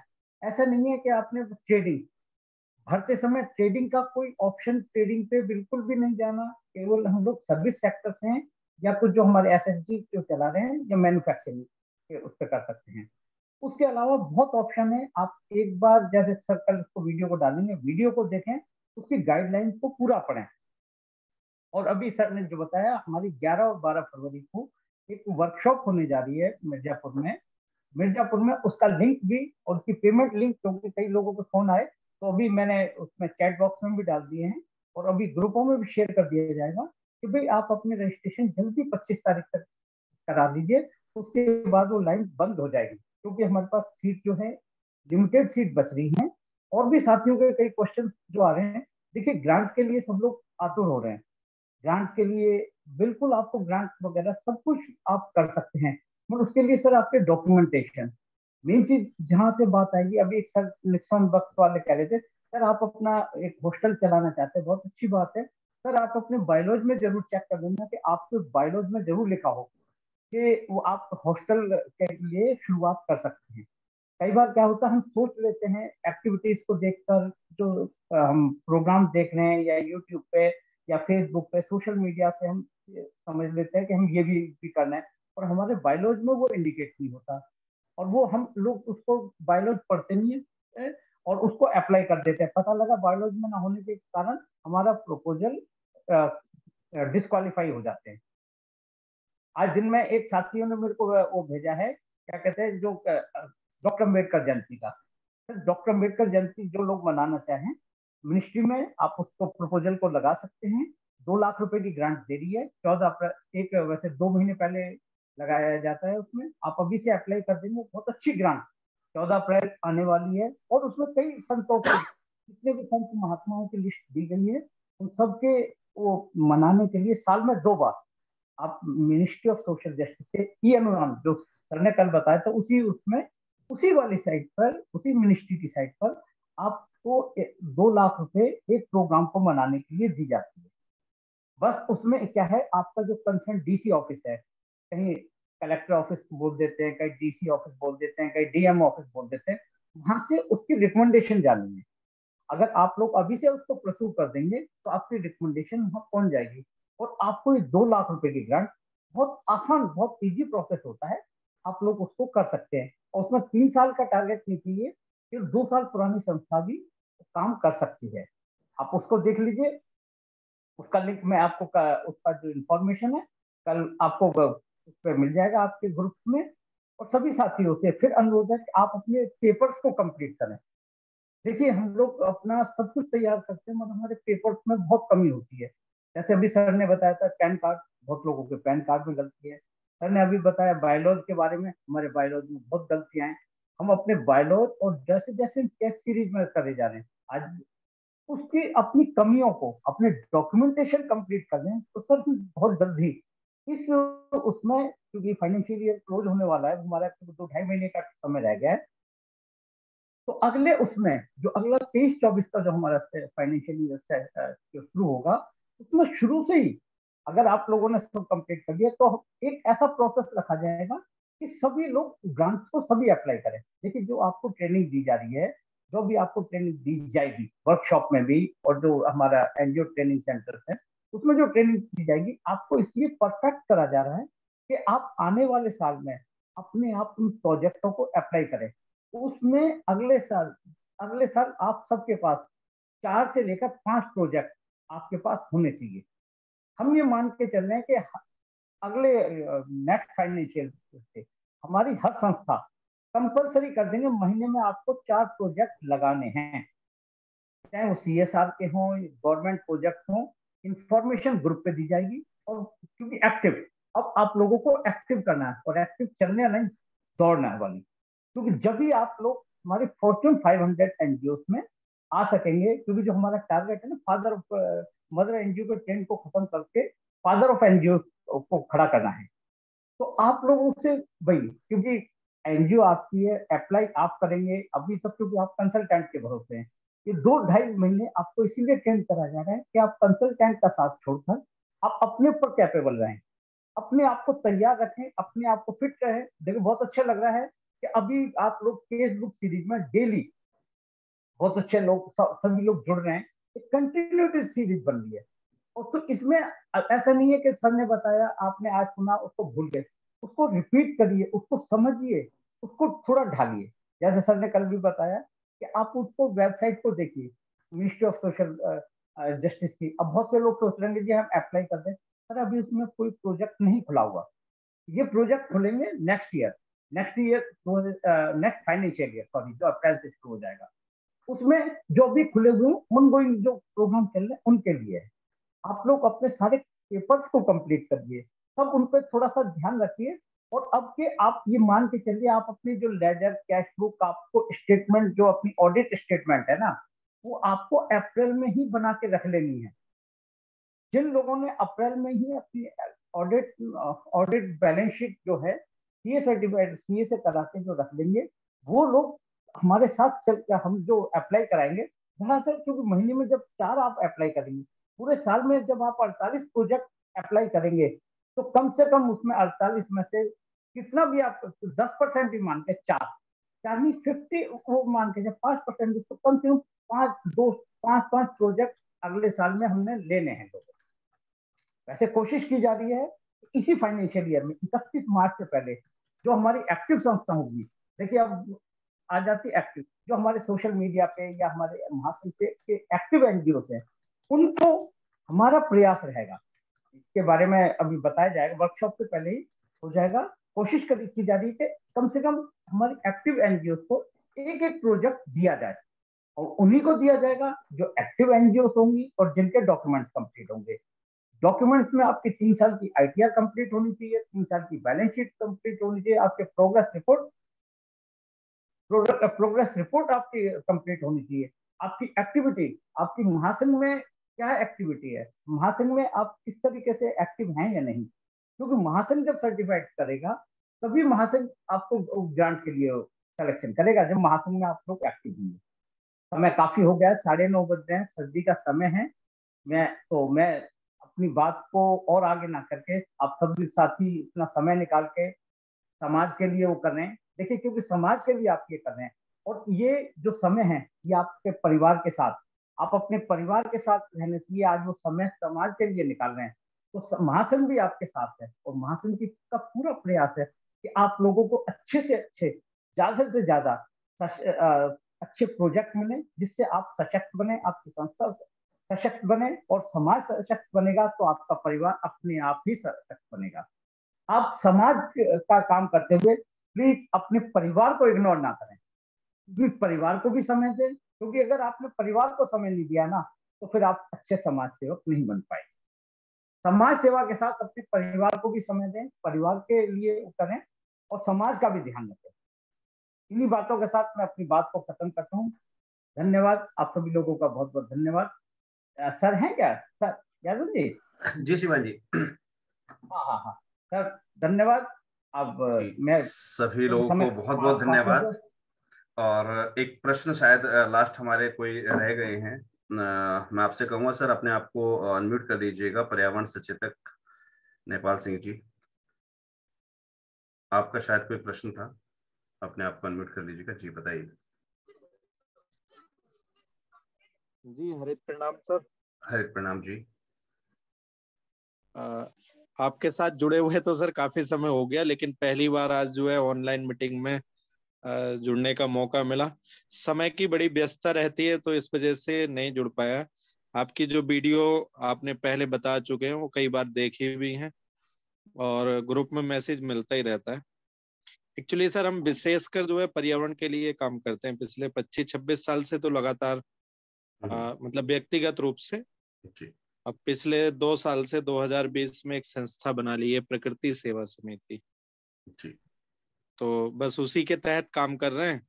और आपने अभी जो बताया कि महीने में और 8 दिन में 15 दिन में कम से कम कुछ ना कुछ कार्य हमें करते रहना चाहिए लगातार। बिल्कुल जरूरी है सर। तो जैसे पर्यावरण की संस्था है तो सर कुछ ना कुछ आपके कहे अनुसार कार्य चल रहा है। और बाकी आप जैसे अब बता रहे हैं बहुत अच्छा लगा, पहले भी वीडियो देखी थी, अभी भी आप बता रहे हैं कि आप एक्टिव रहें, समाज के लिए जब संस्था बनाई है तो कार्य करते रहें। तो बिल्कुल सर उसी क्षेत्र में कार्य करते रहेंगे। और आज आपने MSME का भी बताया तो उसके लिए भी देखेंगे सर कि अच्छा सर क्या 12A ATG से पहले NGO दर्पण में भी रजिस्ट्रेशन हो सकता है? हाँ, बिना 12A ATG के भी NGO दर्पण में रजिस्ट्रेशन हो सकता है, MSME रजिस्ट्रेशन हो सकता है, अनुदान रजिस्ट्रेशन हो सकता है जी, कोई दिक्कत नहीं उससे। फीस जाती है इसकी कोई? नहीं, इसकी कोई फीस नहीं होती सर। अच्छा, MSME में रजिस्ट्रेशन कराने के लिए उद्योग आधार जरूरी है सर? सर उद्योग आधार नहीं, आधार कार्ड जरूरी है। अपना उद्योग आधार आधार तो जी हाँ, जो संस्थागत व्यक्ति होता है, आपने शायद मीटिंग में आप उपस्थित नहीं थे, आज बताया गया था कि जो संस्था के जो ऑथराइज सिग्नेचरी है उसका आधार की आवश्यकता होती है MSME रजिस्ट्रेशन के लिए। ठीक है sir, thank you sir. Okay, good night. चलिए, उम्मीद करता हूँ आप सभी लोगों को आज की जानकारी पसंद आई होगी। और याद रखिएगा कि इस नववर्ष में फाइनेंशियल ईयर खत्म होने से पहले आप लोगों को एक नई सौगात दी गई है। इन 2023 इस वर्ष 2023 में लगातार 23 ग्रांट एप्लीकेशन आज से शुरू कर दी गई हैं, जिनको अप्लाई करके आप इस जाते हुए वर्ष में भी ग्रांट पा सकते हैं। तो वो सभी ग्रांट एप्लीकेशन की इंफॉर्मेशन हमारे चैनल द NGO गुरु पर शाम 6 बजे देखना मत भूलिएगा। रोजाना शाम 6 बजे आज से शुरू कर दी गई है एक पूरी सीरीज, जिसके अंदर लगातार 23 ग्रांट एप्लीकेशंस आपको लगातार दी जाएंगी, जिनको आप 31 मार्च से पहले अचीव कर सकते हैं। तो अगर आपने वो वीडियोस नहीं देखी हैं तो जरूर से जरूर देख लीजिएगा और उनके लिए आवेदन करना स्टार्ट कर दीजिएगा। चलिए मिलते हैं कल इसी समय नई किसी जानकारी के साथ। तब तक के लिए जय हिंद, जय भारत, धन्यवाद।